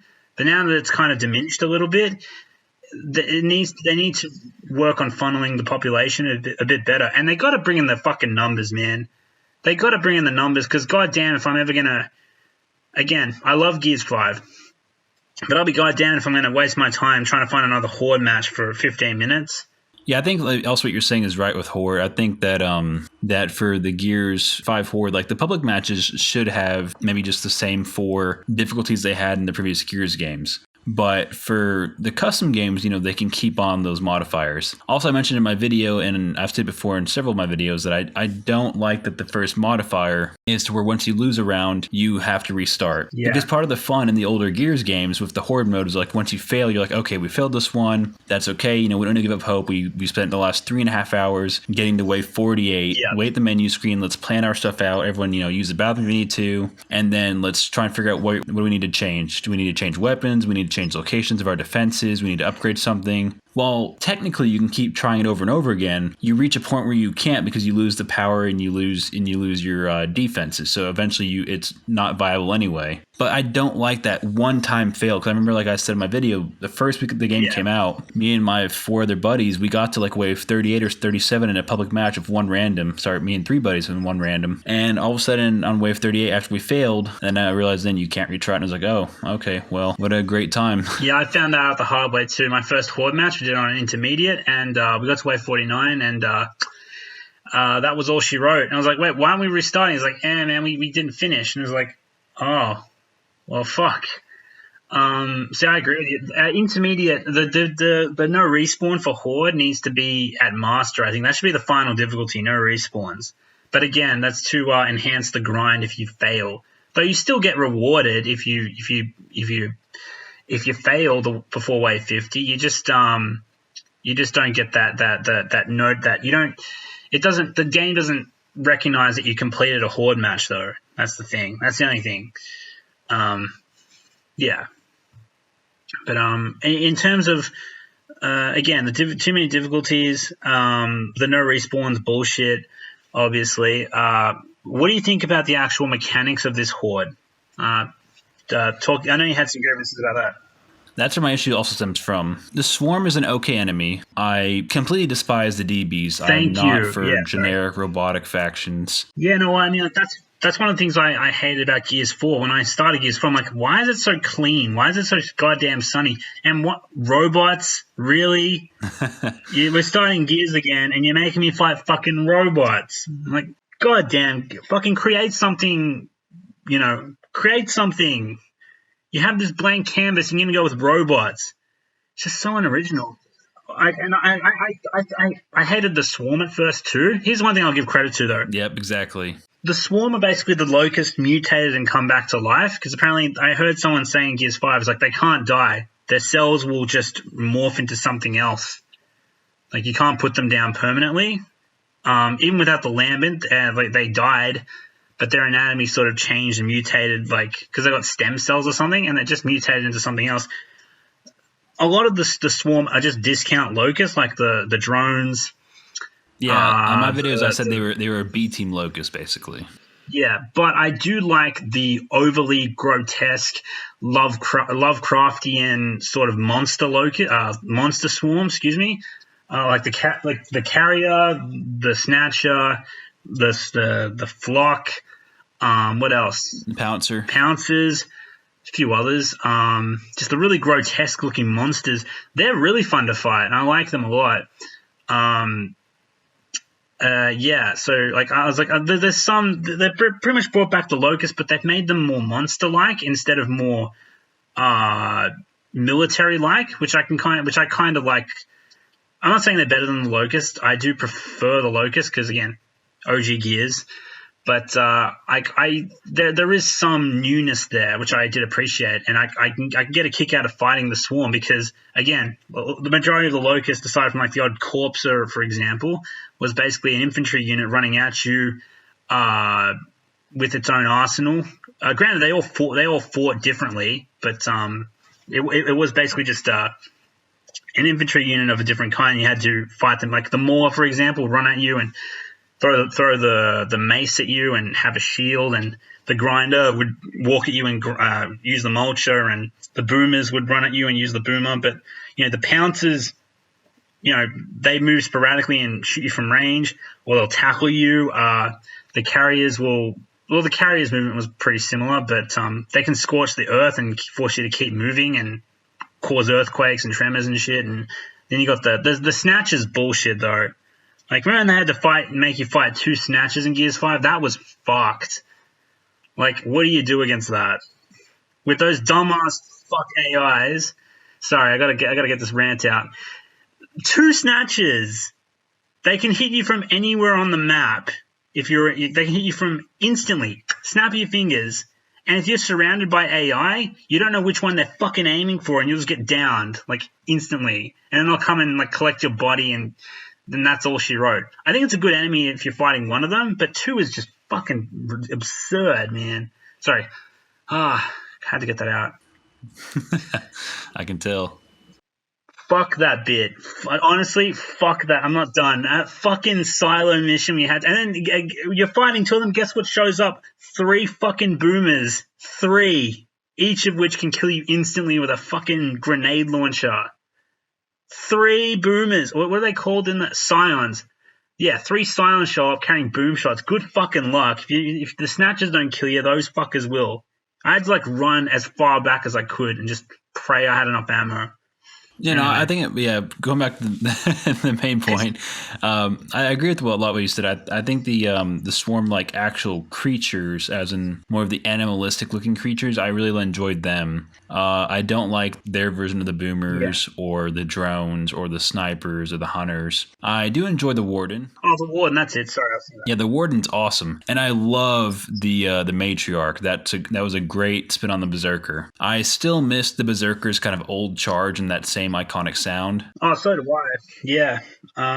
And what was I going to say? The warden. You also reminded me of something else. Yeah, I fucking love the warden. Oh yeah, I do like the hunters because they can like cloak and shit. I think that's kind of cool because the old ones didn't have that. But so I will say that's a neat little innovation. But like, I mean, that's creativity. That's like, okay, I'm finding something new and interesting now. Thank you. Instead of fucking robots. Sorry. No, you're good. I mean, the Horde doesn't have to be canon friendly. They can bring back the Locust as a faction, and they can bring back. I actually really enjoyed the Lambit. They can bring back the Lambit as a faction, and then to make it more interesting, you need to incorporate it in the AI, so you're not just fighting, solely one faction per wave. It'd be kind of cool if they incorporated, multiple factions in a wave, and then if those factions don't actually like each other, they actually fight each other. You could have the DBs fight the Locust, or the Locust fight off the Lambit and stuff. It's nice to have those kind of, civil wars again happen, because I love those aspects in Gears of War 3. There's three parties fighting, not just you versus one. Yeah, no, I'll wholeheartedly agree with that. I didn't even think of having a multi-faction horde mode where everyone just fucking kills each other. That sounds great. And I would definitely like to have like with Halo, for example, if you have like a flood firefight, even though the flood, I hope to God they don't bring the flood back into the story. But if they have the flood as a game mode, as its own firefight mode, fuck yeah, sign me up. If they want to do that with the Locust and the Lambent in Gears 5, Like, do you remember in Halo Reach firefight, you could customize literally everything absolutely. in that firefight? I play the shit out of that. Yeah, sorry, continue. That game, had a crazy amount of customization for firefight. I really want, multi-factions. I want more factions in the Horde mode. And I also really want it to allow us to customize, everything to our heart's content. And this is a live service game, so they can still add that, but I don't know if they will, of course. I gotcha. Yeah, man, absolutely. I think that's a great idea. They'll, if they do it though, they'll probably make a paid DLC. Well, what would you do? Yeah, we'll save that for the microtransactions. Yeah, okay. I'll save that then.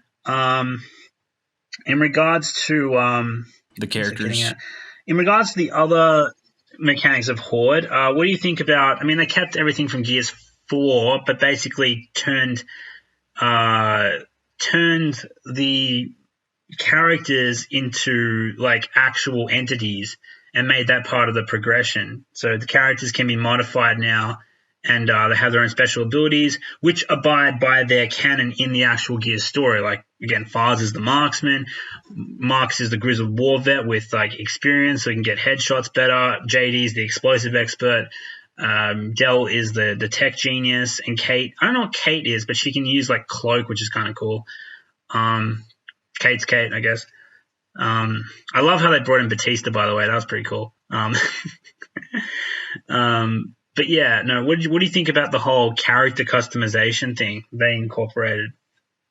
For the ultimate character abilities and stuff, I feel like that was in part made because they wanted to appeal to like the Overwatch and Destiny fans or Division. The actual abilities themselves are pretty cool, and I actually don't mind a lot of them. I just kind of wish that they weren't locked to specific characters, because by doing so, now you can only have one character per lobby. I'm not for that. I gotcha. Well, I mean, I guess it does come down to preference. I think they should include something called Classic Horde or just regular Horde, because I think both have advantages. Classic Horde is, you get. I could agree on that. I could be for that. I mean, Classic Horde is like you get basic. I mean, no, because actually no, that wouldn't work. I mean, I think they should have Classic Horde if. I'm just because like. In Horde, like in Gears of War 2 Horde, there was no there was just a different way to play. There was no modifiers, there was no building mechanics or anything like that.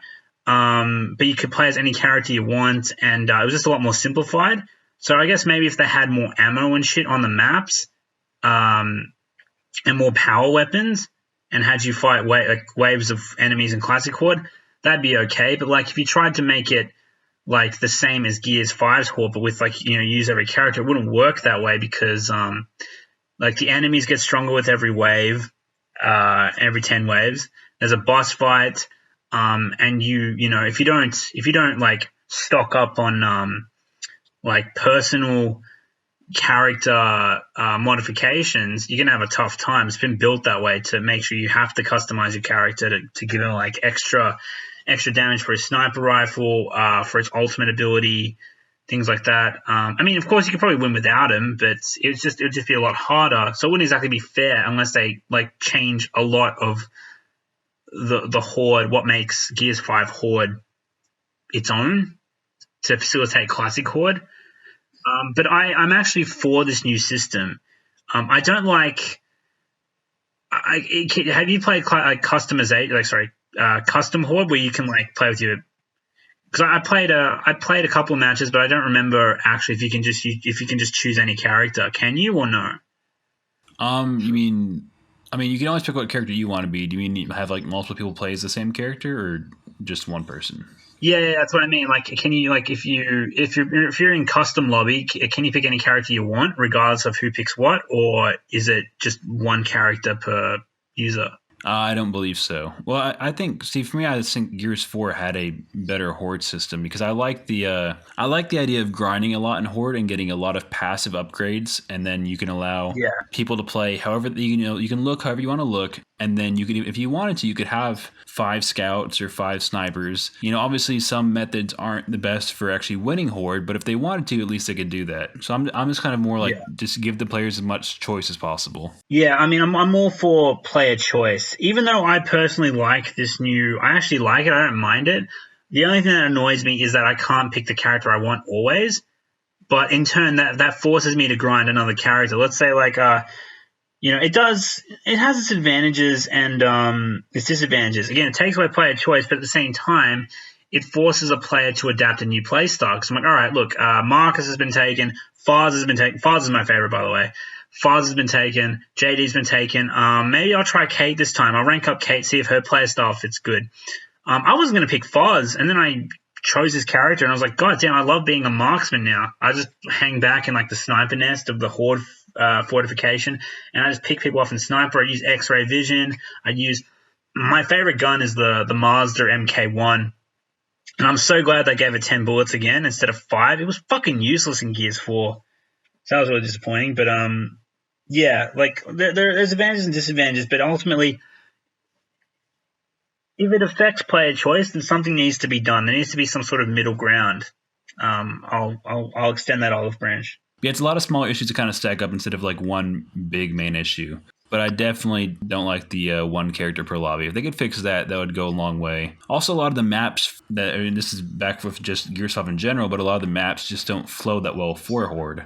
Because a lot of the maps feel like they're made mostly just for versus because they're all very small. And whereas in Gears 3, you had maps like Sandbar. And I like those, much larger, bigger maps because they worked really well for Horde. So whenever I do play custom Horde, we always play like in the Gears 4 maps because the Gears 4 maps were actually much larger, whereas Gears 5, it's very, very narrow. Yeah, man. Like, I agree. Absolutely. I think Vazgar's an exception, and I think Icebound is kind of open. Again, I like those 2 maps very much, but and again, those environments come into play. But Bunker, for example, like Bunker, I think is absolutely dreadful for Horde. And Asylum is very cramped. And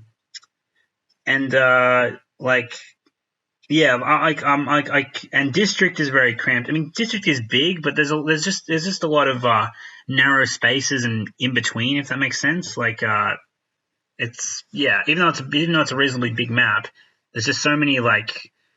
You can get trapped, is what I'm saying. Sometimes, especially if a matriarch leaps across the fucking map and lands behind your defenses, there's like very little to go. I'm trying to say I agree with you. Is what I'm getting at. No, I understand what you're saying. Yeah, I was just trying to find a good example, and I couldn't pontificate what I wanted to, but I'm just saying, the majority of maps are kind of fucked for Horde. Yeah. Could be better. All right, so now I think we've covered Horde, pretty well, at least for this kind of time frame. I think we have too. I know you enjoyed Escape. Well, I didn't like Escape too much, but I know you did enjoy it. What did you like about Escape exactly? I just loved its premise. You wake up in a hive and you have to escape, but there's a fine balance between running and gunning and biding your time, which I really and communication is paramount, which I love. Well, it's again advantage and disadvantage. I love plugging in my mic and talking to people and interacting with people. However, I met someone who really didn't, and I basically had to force him to put his mic in. And he was mad at me at first, but then I heard his reasoning, and I was like, okay, I understand. Basically, they've designed the mode to be you have to plug in your mic and talk. And, not all gamers, but a lot of gamers are just like grouchy cunts by nature. Yeah. They just don't like to talk, or they don't like to cooperate. Now, here's the thing. If you're playing Gears 5 and you're going to play Escape, you don't have to communicate, but I mean, you really should, because again, it's paramount to win. But if you're not going to communicate, at least fucking cooperate, okay? Otherwise, it just fucks over everybody. Anyway, and that was probably my biggest grievance with Escape. It was designed in a way that it was, even though I like having to communicate and plug in my mic, they made it nigh on impossible to communicate unless you use the stupid emote thing, expressions, which you can customize, but it's not really a substitute for like a universal like D-pad operation system, like in like Rocket League, where you say, take the shot, defend, or like let's go, or something like that. There should have been a universal command system with like take this ammo, follow me, flank them, toss a grenade, defend, or I'll cover you, or something like that. That's what I really wish they did. They had like a wheel of commands just to help players communicate, even though they didn't want to put in mics. That would have made Escape so much fucking better. And a join in progress too would have been much better as well, because people do leave. And again, try to fucking finish Escape with just 2 people on a difficulty that's like got 4 modifiers on it. It's fucking nigh on impossible. So yeah, it's tough. And there could be improvements made, but I love the premise when Escape works, and it works the way it's meant to, with like firing on all cylinders. Everyone's there, everyone's cooperating, everyone's communicating, and the difficulty isn't ridiculous. It's so fucking fun. I just love it, and I love how they're adding new maps and hives to every week just to change things up. And I like how you can make like community hives as well. And I played a couple, and the community, when they want to be, is very creative. Like I played a hive map where it was like what's behind the door was what it was called. And basically, me and my brother, we played it, and we kept going through the doors, and we eventually got trapped by the gas. We kept running into enemies and got trapped by the gas. And the way out of the map, as it turns out, was actually not to go through the doors. You had to the doors would lead you in a circle, and you basically just had to find this hidden path that would take you almost directly to the exit. You had to fight like one more battle, and then you got to escape. So again, the creativity with Escape is like almost endless. It's almost like a Forge mode for Halo, almost, or like Firefight for Halo, customizable Firefight. There's so many options that the community can do to get involved and be creative. And again, I think it's an awesome mode, very unique. It's not your traditional Horde style mode, which Gears pioneered, but it's also more It's more creative than Horde and more fast paced, which I like. I just like the premise of Escape, really. I do really wish they let you start off with like one weapon of your choosing, like maybe a Nasher or a Lancer or whatever, or maybe just like the starting weapon you get or you can choose is dependent on the hive itself. I don't know, just maybe change it up that way. Yeah, that's what I say about Escape. I don't completely hate Escape. I enjoyed parts of it, and it can be fun at times, like you were saying. If you have, if you're playing with friends and you got good communication and everything's flowing well, it's a lot of fun, actually. Yeah. One thing I would like to have seen, it would have been nice if maybe if escape mode could be scaled between 2 and 5 players. That if you wanted to, you could just be you and your buddy, or it could be you and your, the 3-player version, or the 4-player version, or the 5-player version. I don't know if they could do that, development wise, but it'd be kind of cool if they could like scale the enemy in terms of the enemy numbers to how many players are playing. Oh, That could be yeah, pretty I interesting. agree. Yeah, other than that, I mean, I don't have too many complaints of Escape. I just think that Escape is, while it's good, it's just not a good enough replacement to be on the same level as Beast Yeah. Mode or Yeah. Horde Mode. And I feel like instead they should have, considered bringing back Beast Mode. I feel like was loved by a lot of the community in Gears of War 3. Oh, I loved it. I spent so much time playing Beast Mode. It was like my haven, man, back then. Yeah, I agree. If I had to choose between Beast and Escape, I mean, I really like Escape though. Maybe I just need to, because I went back and played Beast Mode. Sadly, I was on my own. There was no lobby, so it was really hard. I found it frustrating, but getting to take control of. And here's the thing: during the campaign, they showed you can play. They have the mechanics to play as the Swarm. When you're Kait, you're playing. Yeah, or even in Horde when you use Jack's ability to play as a Swarm. So why can't you have a mode where you just play as the Swarm attacking AI cog soldiers and defending Onyx guards and sentry turrets and all that. That would just be so fucking good. I reckon they'll bring it back. I reckon they'll bring it back in an update. I can't see, because everyone loves Beast Mode. I'd be very surprised if they didn't bring it back. They'd have to be so fucking tone deaf.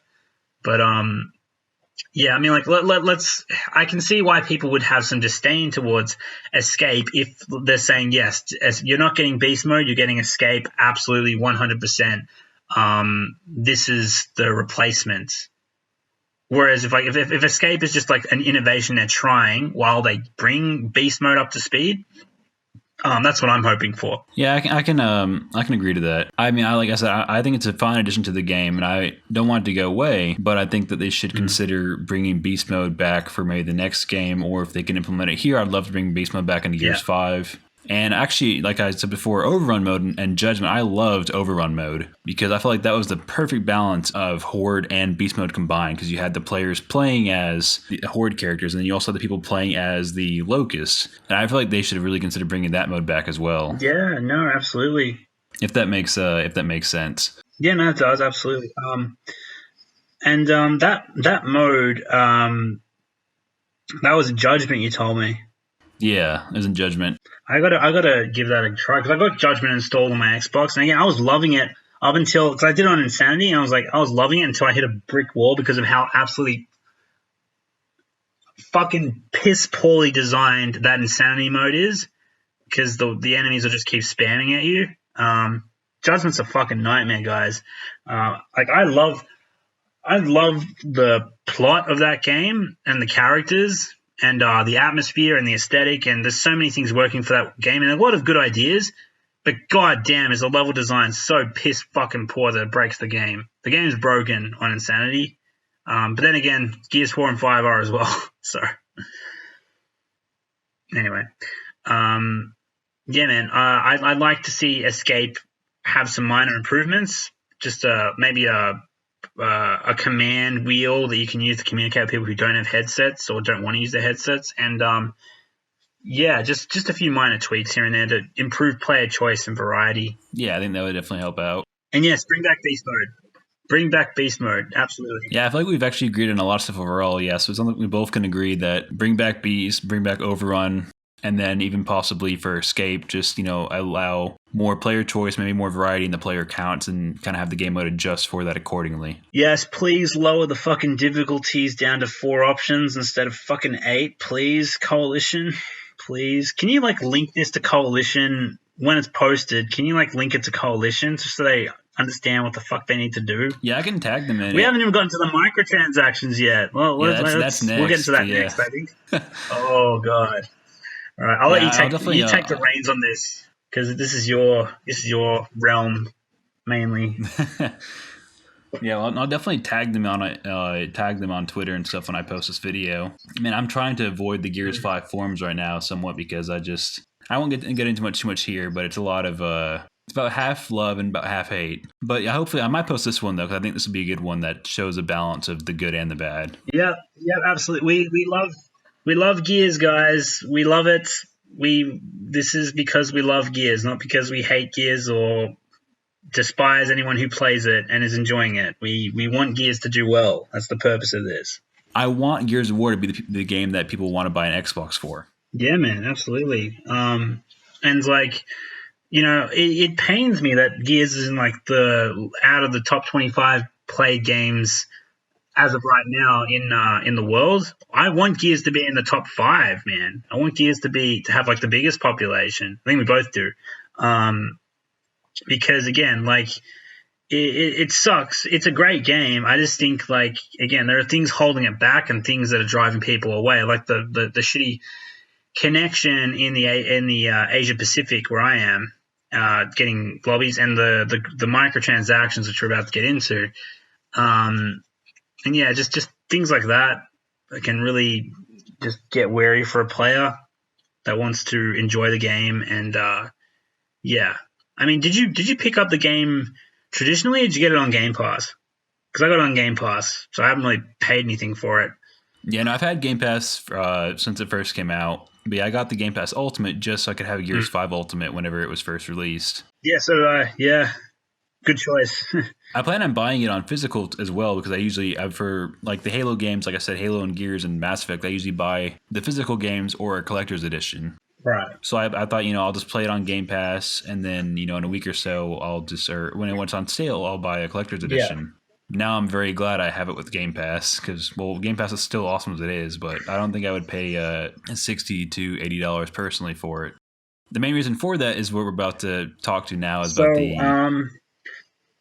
Yeah, go on. I would probably pay for it more if we had more content at launch and I felt if the game was better in a lot of aspects. But the biggest thing, which at least you and I can both agree on, that's holding this game back is the microtransactions. Go for it, man. Let it out. Well, actually, I just had my own rant, so I'd actually like to hear your opinion first. Well, all right. Well, first off, can we just... Why, Coalition? Why in the fuck is there 20 goddamn Pride banners? And why is the banner like the best part of the customization? Like the best part of, I suppose the skins for the characters are the best part of the customization. But why in the fuck are the cosmetics such dog shit, man? Blood sprays? I don't even see that shit when I play multiplayer or Horde. Fucking, I guess the icon is like a minute detail you might see in Versus, but man, come on, I don't even see that. They see that. I want to see what the fuck my cosmetic is. The banner's kind of cool. At least I can see that in the lobby and shit. And again, 20 Pride banner. Why not just have one Pride banner? One Pride banner is fine. 20 is pandering. It's excessive. It's bullshit. You know how many cool fucking banners you got to come up with instead of those 20 fucking variations of color? Jesus. But yeah. Not against the idea of a Pride banner for if you want the Pride banner, use it. I'll be happy to see it in the lobby. It's not about that. Just 20. I think even the furthest of the left will bloody think that's excessive, Anyway, aside from that. Yeah, again, guys, you have an Indian Australian, or you have an Australian guy here and an Indian Italian hybrid. We're not taking political sides or anything, but he has a point, and 20 is quite a few. Excessive. Again, that's not really my big issue though. I mean, excessive is one thing, but hell, like why not make a bloody? I'm all for if you want to have like an LGBT Pride character skin. If you want to color Marcus in the fucking rainbow, that's your prerogative. I'm just saying, 20 is excessive, and the banner and the skin of the character is like the only good customization there is. I suppose the weapon skins are kind of cool too. Okay, yeah, the weapon skin. Have an LGBT bloody rainbow skin for your bloody Lancer. I don't give a shit. And I got to admit, I got to say this: the Halo Reach bonus offer of customization, and I guess the Terminator one as well, the ones that were free with Game Pass. That was a very nice offer, Coalition. Thank you. But honestly, the Halo Reach customization, and I said this in my video, pretty much ruined customization for me because there's nothing, as a hardcore Halo fan and someone who adores Reach, there's nothing I'm gonna pick over the Halo Reach customization, the skins and the blood sprays and everything. It's just although I like the gold customization too when I unlock those. I'm like, oh, that's kind of cool. But aside from the weapon skins and the character skins, which are few and far between, and the banner, there's nothing worthwhile.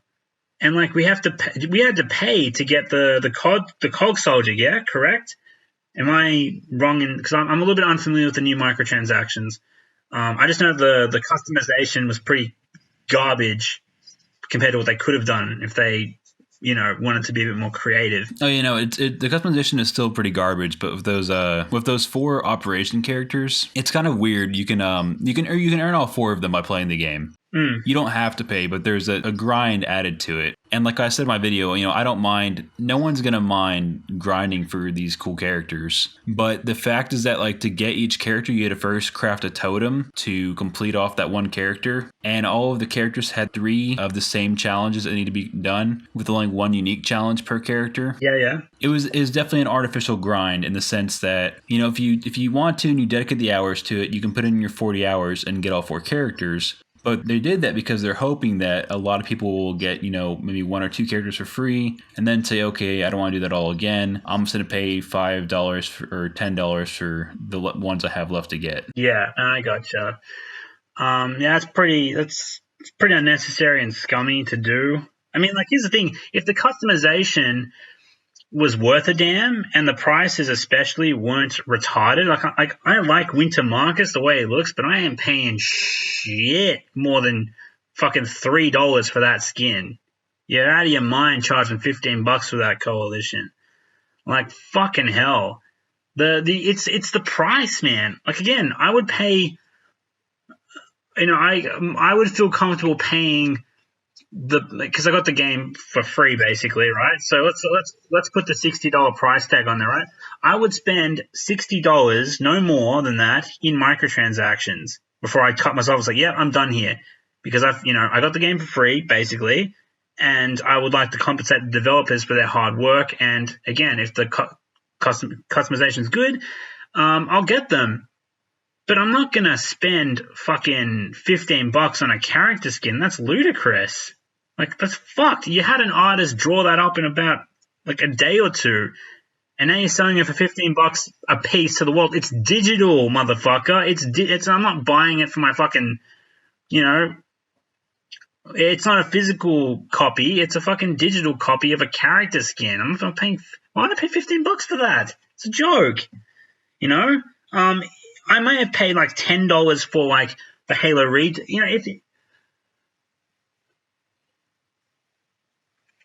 For the Halo Reach customization pack, I would have paid like $10 for that. You get a meal and cat, and you get all the Halo Reach cool skins, which are really, really good. But not only that, a meal and cat are actual characters. They aren't just a skin. They have voice actors.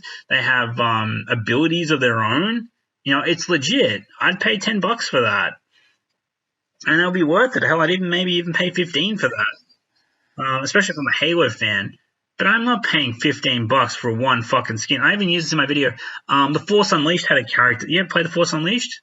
Oh yeah, I love the first one. Second one a bit iffy on, but I love the first one. The second one I like playing now because it's all been like said and done, and it's years after the release. But at launch, I hated the second one. It's probably my most disappointing game of all time.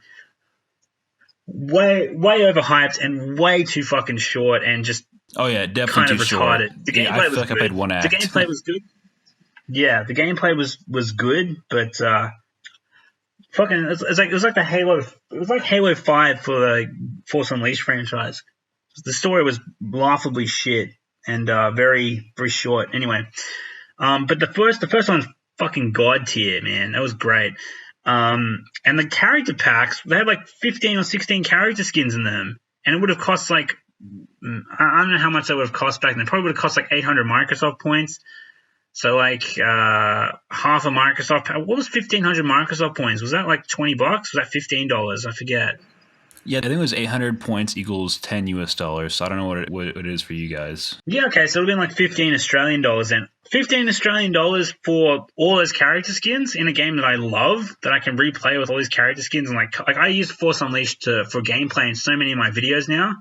And I can play every level with a different character, and it's great. And those packs were fucking worth it, those customization packs. But for the price of the whole character pack in the Force Unleashed, you get one skin in Gears 5, and that's a joke. Hell no, it's oh wait. Yeah, no. So it's $15 for in Australian dollars for the Winter Marcus skin. So it would have been like $10 for you guys. Yeah, it's $10 for us. It's fucking ridiculous, man. It's a joke. Oh, I know. Yeah, why did Sorry, go on. No, I'll let you finish your thought. You go ahead, man. It's funny, they wanted to have like a Halo Reach customization theme in Gears 5. Why not take the best part, arguably the best part of Halo Reach, and give it like the full Halo Reach customization treatment for a gear you want to customize? If you want to have classic Horde where everyone's equal, why not have a mode where you can play as your own cog soldier and customize the shit out of it? Customize the helmet, the shoulder pads, the knee pads, the torso, the weapon skin, I said the shoulders, didn't I? The shoes, everything, and spray paint. Make it like Grub Killer, like on Carmine's torso. You know what I mean? You can spray paint them, you can vinyl them, you can customize them any way you want. That's a good idea, actually. Yeah, they Give them a definitely could have used that. Charge for $5 for a flaming helmet for my COG trooper. Fuck it, I'll pay for that. That's mad. You know, why not actually have customization that's worth a damn instead of a goddamn banner? I mean, like, I'd like to play as like JD or Marcus or Fars as much as anybody. Like, it's cool. If I'm going to go into Horde and play the mode where I have to play as one of those characters and have their abilities and like make sure that like, you know, they shine on their own and like they still have their character about them instead of just like my own character that I designed from the ground up. And then I still have my customized banner and like my own emblem and things like that show that's my profile and that's me. But like, if you want true customization that people give a shit about, you need to give people the customization ability to design the character they want from the ground up. That's what Halo Reach did, and that excelled. Granted, you didn't have to pay for any of it, but I'm saying if you wanted to charge a little bit of money for good customization, that's the way to do it. Make it like for like the shoulder set you want. That looks like let's say for like a meal shoulder that you can put on your cog soldier, like $1 for that, or a flaming helmet, $5 for that, or you know what I mean. I'm talking Australian dollars here, so it'll be less than for you guys. And I'd be happy, like I said, again, I'd be happy paying the right amount of money for a cosmetic that's worth a fuck.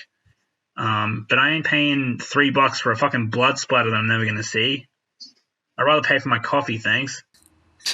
The only items really we care about are probably the character skins and the weapon skins. But in Gears 5, there's just so many. It's so oversaturated, the amount of microtransactions there. With like you said, the banners, there's all the blood sprays, there's the executions, all the emotes and expressions. It's just too much. It feels like they were trying to say, okay, let's add in as many possible microtransactions we possibly can, make as many cosmetic things that most of them are complete shit. They oversaturated the microtransactions, and then they also went and tried to monetize the executions, which was a big thing too, because in Gears 2 and 3, you didn't have to pay for the executions. Those were free. They're just part of the game. They could have made, the executions that you purchase be ones that you maybe use in the MVP victory screen. While performing that action in game, you can just unlock that by grinding the actual game. And then for blood splatters, instead of being useless like they are right now, they could have appeared on the victim's death screen after you kill them in a certain way or something. There was just a lot more ways they could have been creative in using them, and then they could have also made the prices, like you said, more reasonable. I'll never understand why, I feel like if they make these, items and skins cost $10, $15, $20 per skin, you maybe have 1 out of every 200 people actually buy that skin. But if you made that same skin cost, $2, you might have, 1 out of every 10 people buy that skin then. Yeah, exactly. So I just feel like they really tried to heavily market the microtransactions in a way that there is so little effort put in and too much stuff, and they had no respect for the fans at all, and it really does show right now. Because I saw there's that post all over Reddit and on the forums that if you want to buy everything, it would cost $750, even for a free to play game. That's a lot. Yeah, absolutely. Well, I mean, Halo 5 had it like up to like over $1,000 to get everything, which is crazy. And granted, those were loot boxes, so you'd have to like make sure you'd have to like they made it so that you'd have to, if you wanted to buy everything, you couldn't buy what you wanted outright. You'd have to buy it like you'd have to again chance it with Lady Luck, and again it would cost $1,000 to get everything. At least, I mean, not to defend Gears 5, but at least there's no loot boxes at the very least. You can choose what you want to buy. But again, there's always something new in the damn store. There's everything's a limited time offer and try and coerce money out of you to get what you want, or to get you to spend money on shit that you think is like never going to be offered again. Yeah, the whole vaulting thing is just an artificial implementation to try and get you to buy something because you're worried you'll never see it again, which I already hate. Yeah, I hate it too. And I'm not pro. I will say I do. Oh, sorry, you go ahead. Sorry, go on. No, you go ahead. I was going to say, well, like, this is probably a controversial opinion here, but, like, I actually am a fan of the Tour of Duty system. I don't like how it will reset, but, like, and I think it's a little bit too bloated, but, like, what they could do is, like, tone down how bloated it is, remove all the shitty blood sprays and shit, put actual cosmetics that's worth a damn. Like, the Scarred JD looks pretty damn good, and, like, Winter Kait and things like that. And yeah, have like a star system that isn't like the star system isn't influenced at all by the even the XP boost won't help you in Tour of Duty. It's all based on your own commendations, playtime, your own grind. Granted, the grind is a little bit excessive, but it's all 100% in-game progression, which I do like. And the cosmetics and rewards are very clearly spelled out for you. So I do like the Tour of Duty system very much. It feels like an old-fashioned progression system, similarly to like what although I'd say Modern Warfare does it a shit ton better. Like the new Modern Warfare game's progression is fantastic. It's great.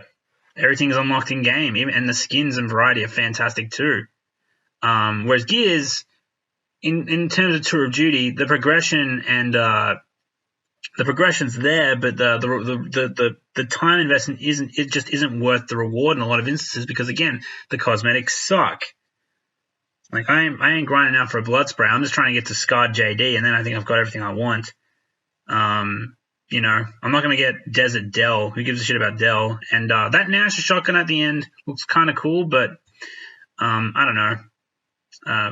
And by the way, if you get that skin at the end, I'm pretty sure that unlocks it for every gun, because I unlocked the Nash skin from Tour of Duty, and it gave me the same skin for everything. So it does. Okay, well, that's good. It's basically a whole new skin set, and they shouldn't advertise it as just the shotgun, then just say it's a new skin set. Like, okay, cool.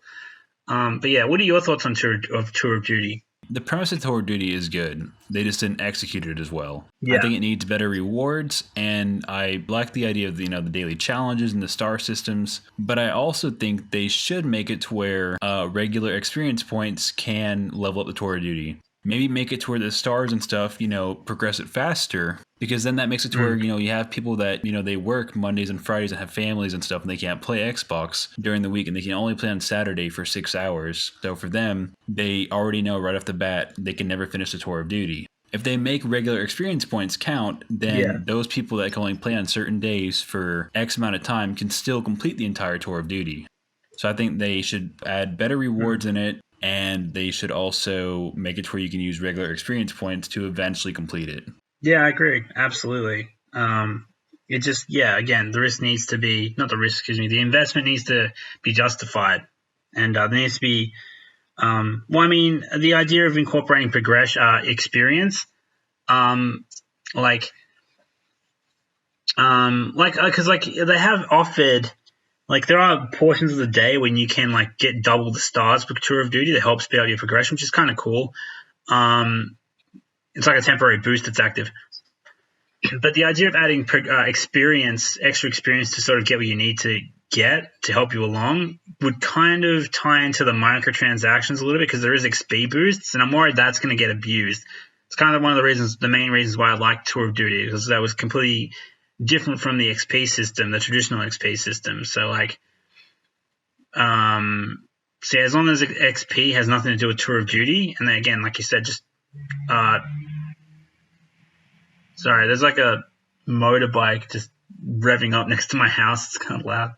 Yeah, I heard that. Yeah. God damn, what is with people? It's like 2 a.m. here, and that's what that motherfucker's up to.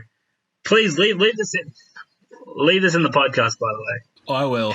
But yeah, like my house, people that built the house never installed insulation.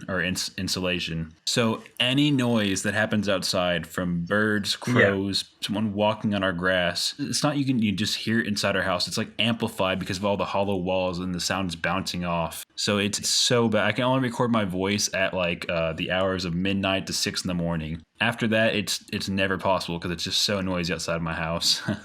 Yeah, I gotcha. Yeah, no, so I know your pain. Yeah. Yeah, so what were we on about with Gears? Fuck, sorry, I kind of completely disconnected us there for a bit. You were talking about the Tour of Duty and about the XP versus the star system for leveling it up. Yeah, no, like, all right, so basically, basically just as long as the XP and the XP boosts are kept separate from the Tour of Duty, I'm happy, but, like, they did something very scummy, which they've since corrected because everyone called them out for it.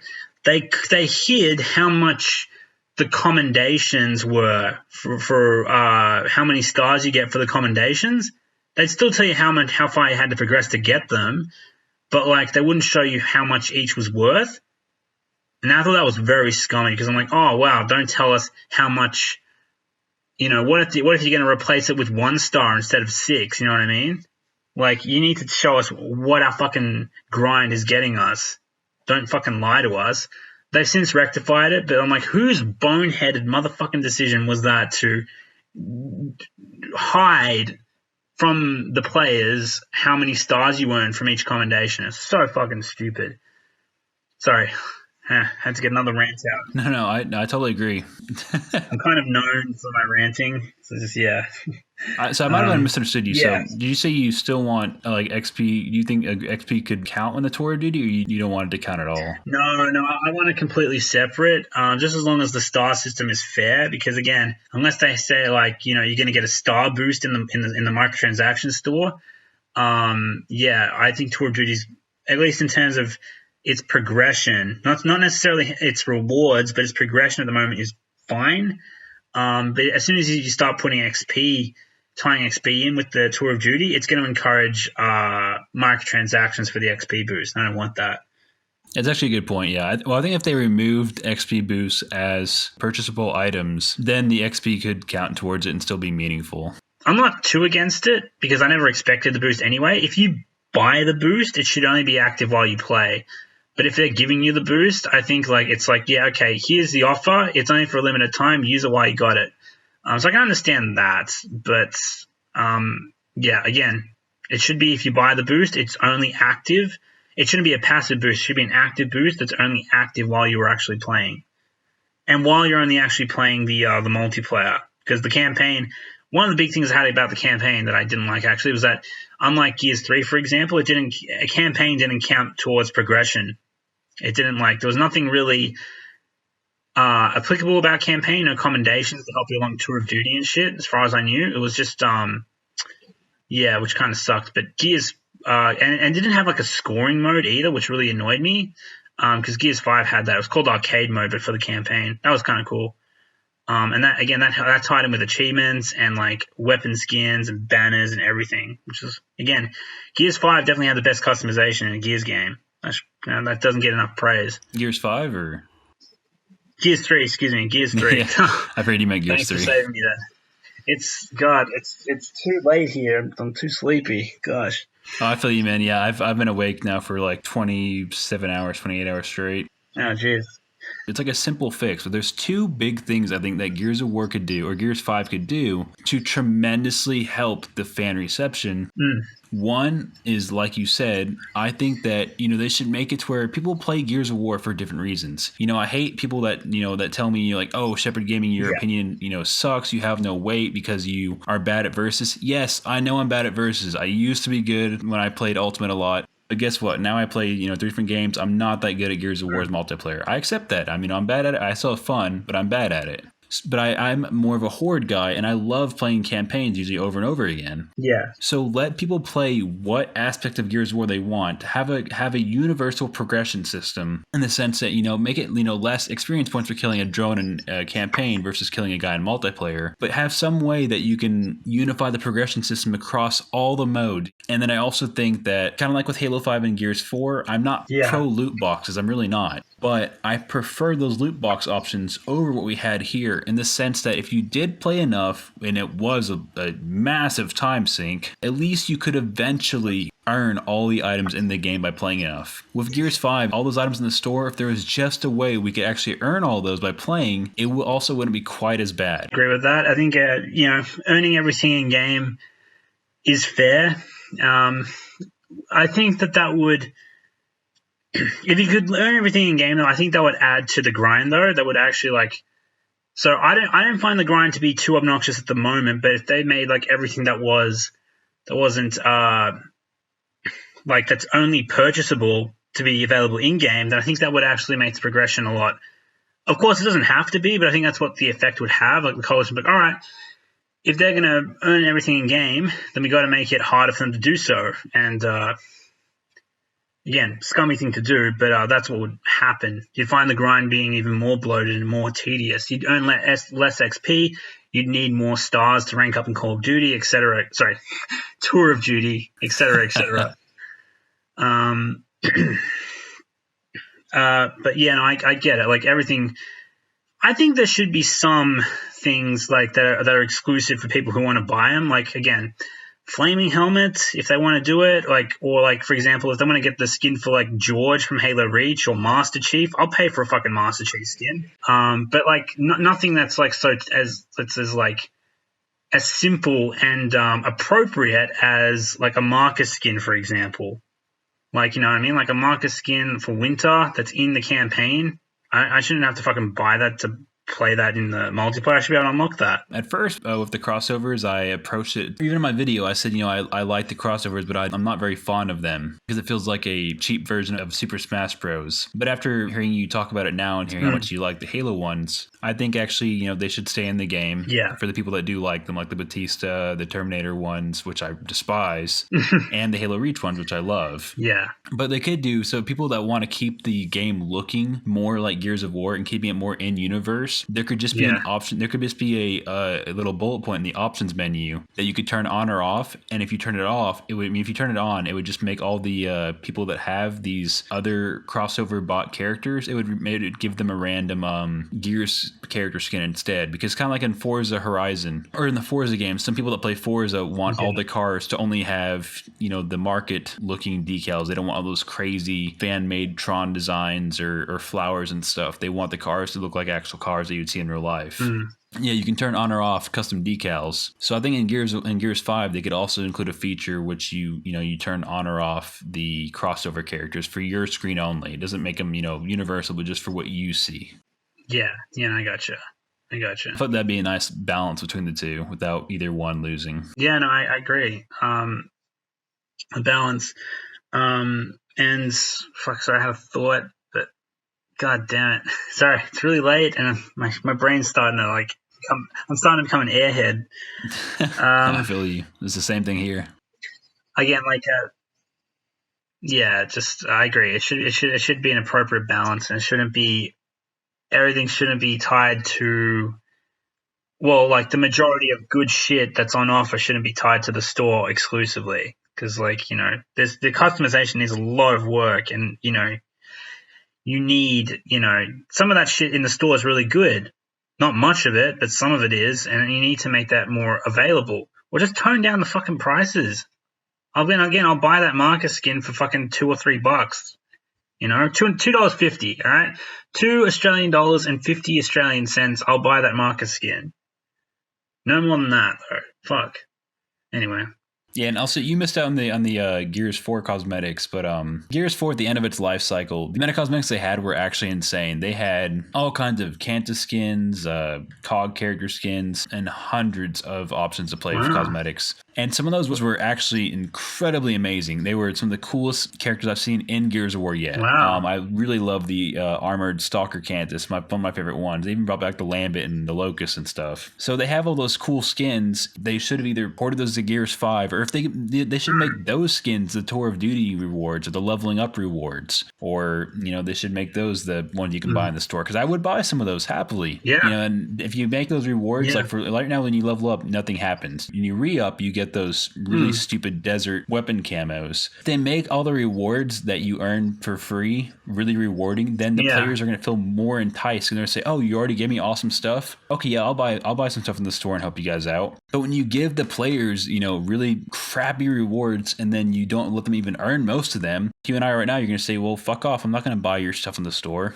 Exactly. Yeah, absolutely. So yeah, is that everything on the microtransactions you can think of? Or I think another big thing is that before the game came out, I put in one of my videos, they had a quote from one of the developers who said that they think that with Gears 5, the way they've done microtransactions and the way they've implemented the store, they said they think they're ahead of the curve, and they're going to be like an industry leader in how to properly monetize your consumers without using loot boxes, and they were going to be, very consumer friendly. So when they released that statement and they used it in all of their marketing beforehand and all of their interviews, people expected something very big, and this is what we got. And this is, this is our worst nightmare version of what we expected, and not at all in alignment with that original statement.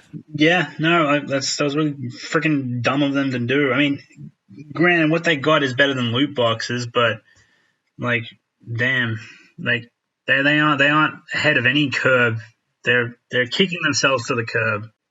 Yeah, that just to really decrease the prices and make the skins and shit more worthwhile, and we'll see, But no matter, I don't care if a game's free. Like, if a store's offering free samples of ice cream, and I buy the ice cream, and I get the ice cream, I'm like, this is good ice cream, cool. And I say, how much for a tub of this stuff? And they say $50. I'm like, yeah, fuck you. I don't care how good this ice cream is. $50 for a tub, I'd rather kill myself. So it really just comes down to, just fair prices. Fair prices. We're talking about digital items here. Anyway. Yeah, I think that's one of my favorite comparisons that I've heard. That's that was a pretty great one. Yeah, thanks. So, I think on my end, I think I've said everything I really had to get off my chest about the game. Is there anything else you wanted to touch on? Or? No, I think over this span of 2.5 hours, we've actually covered most of the game. 2.5 on the dot, yeah. We're just about 2.5 hours, yeah. Yeah, I think we could have easily, gone in more in depth into certain parts, but I think for, for a first video and for doing a kind of a general overview of the entire game, I think we covered everything pretty damn well, actually. Yeah. I think, again, we probably, 2.5 hours is a long time, a lot to go over. We didn't get into too much of the nitty-gritty concerning the story, but I think we covered that pretty well and most thoroughly. Yeah, I agree with that. But, yeah, God, before we made this video, we're just like, what's the one thing we're going to immediately agree on? It's like the microtransactions. Like, yep, high five, fucking earth, fuck those things. But yeah, I've said everything I need to say. It's a great Gears 5. Just as a closing remark, Gears 5 really is a great game. It blew my expectations out of the water. I thought it was going to be an absolute dumpster fire, and it could have recaptured some of the core of what Gears is a little bit better in some instances. And again, the map, things like the maps could have been better. The story had some odd choices, and the characters had some odd choices. And the microtransactions are a joke, but all in all, I think it's a fantastic AAA fifth installment to Gears. It's the sixth installment because of Judgment. I had a blast with the game, and I hope to continue to doing so. That's my closing remarks on the game. Yeah, I mean, obviously, I've said mine, and I say my closing remarks, and I kind of change it up every time I make a video. I think it's a good game. It does a lot of good things right, but there's also a lot that it does incredibly poorly. And while it's a good game, I think it's not a very good Gears game. And I think while there's a lot of great aspects, the game could have greatly benefited from. I feel like they kind of rushed this game out to be, like a last hurrah for the Xbox One. Well, I think it could have greatly benefited from another year and a half of development to be released on the next gen console.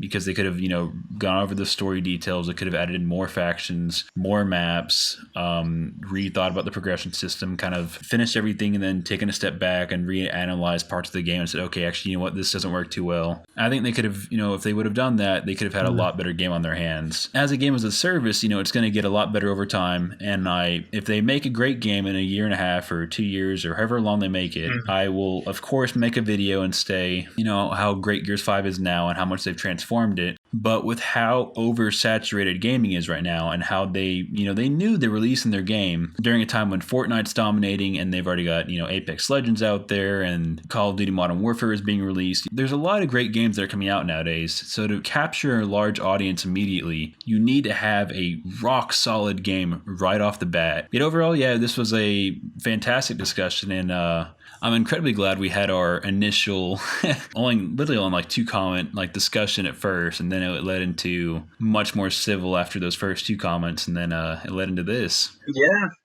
absolutely.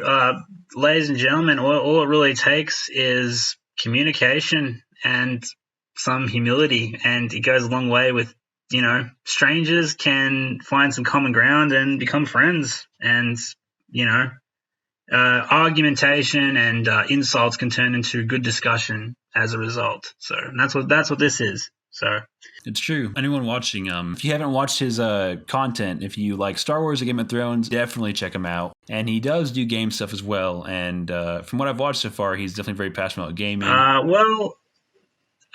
to try.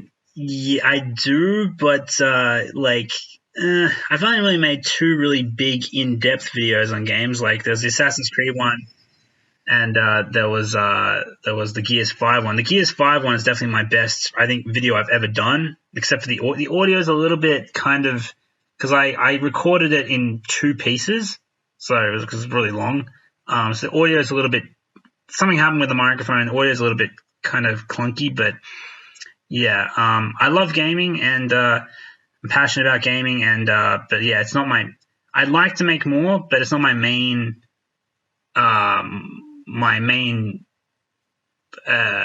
Niche, I suppose. Is that what you call it? A niche? Yeah, I think so. Yeah. So for ending off in the official recording, you want to say any closing last remark or?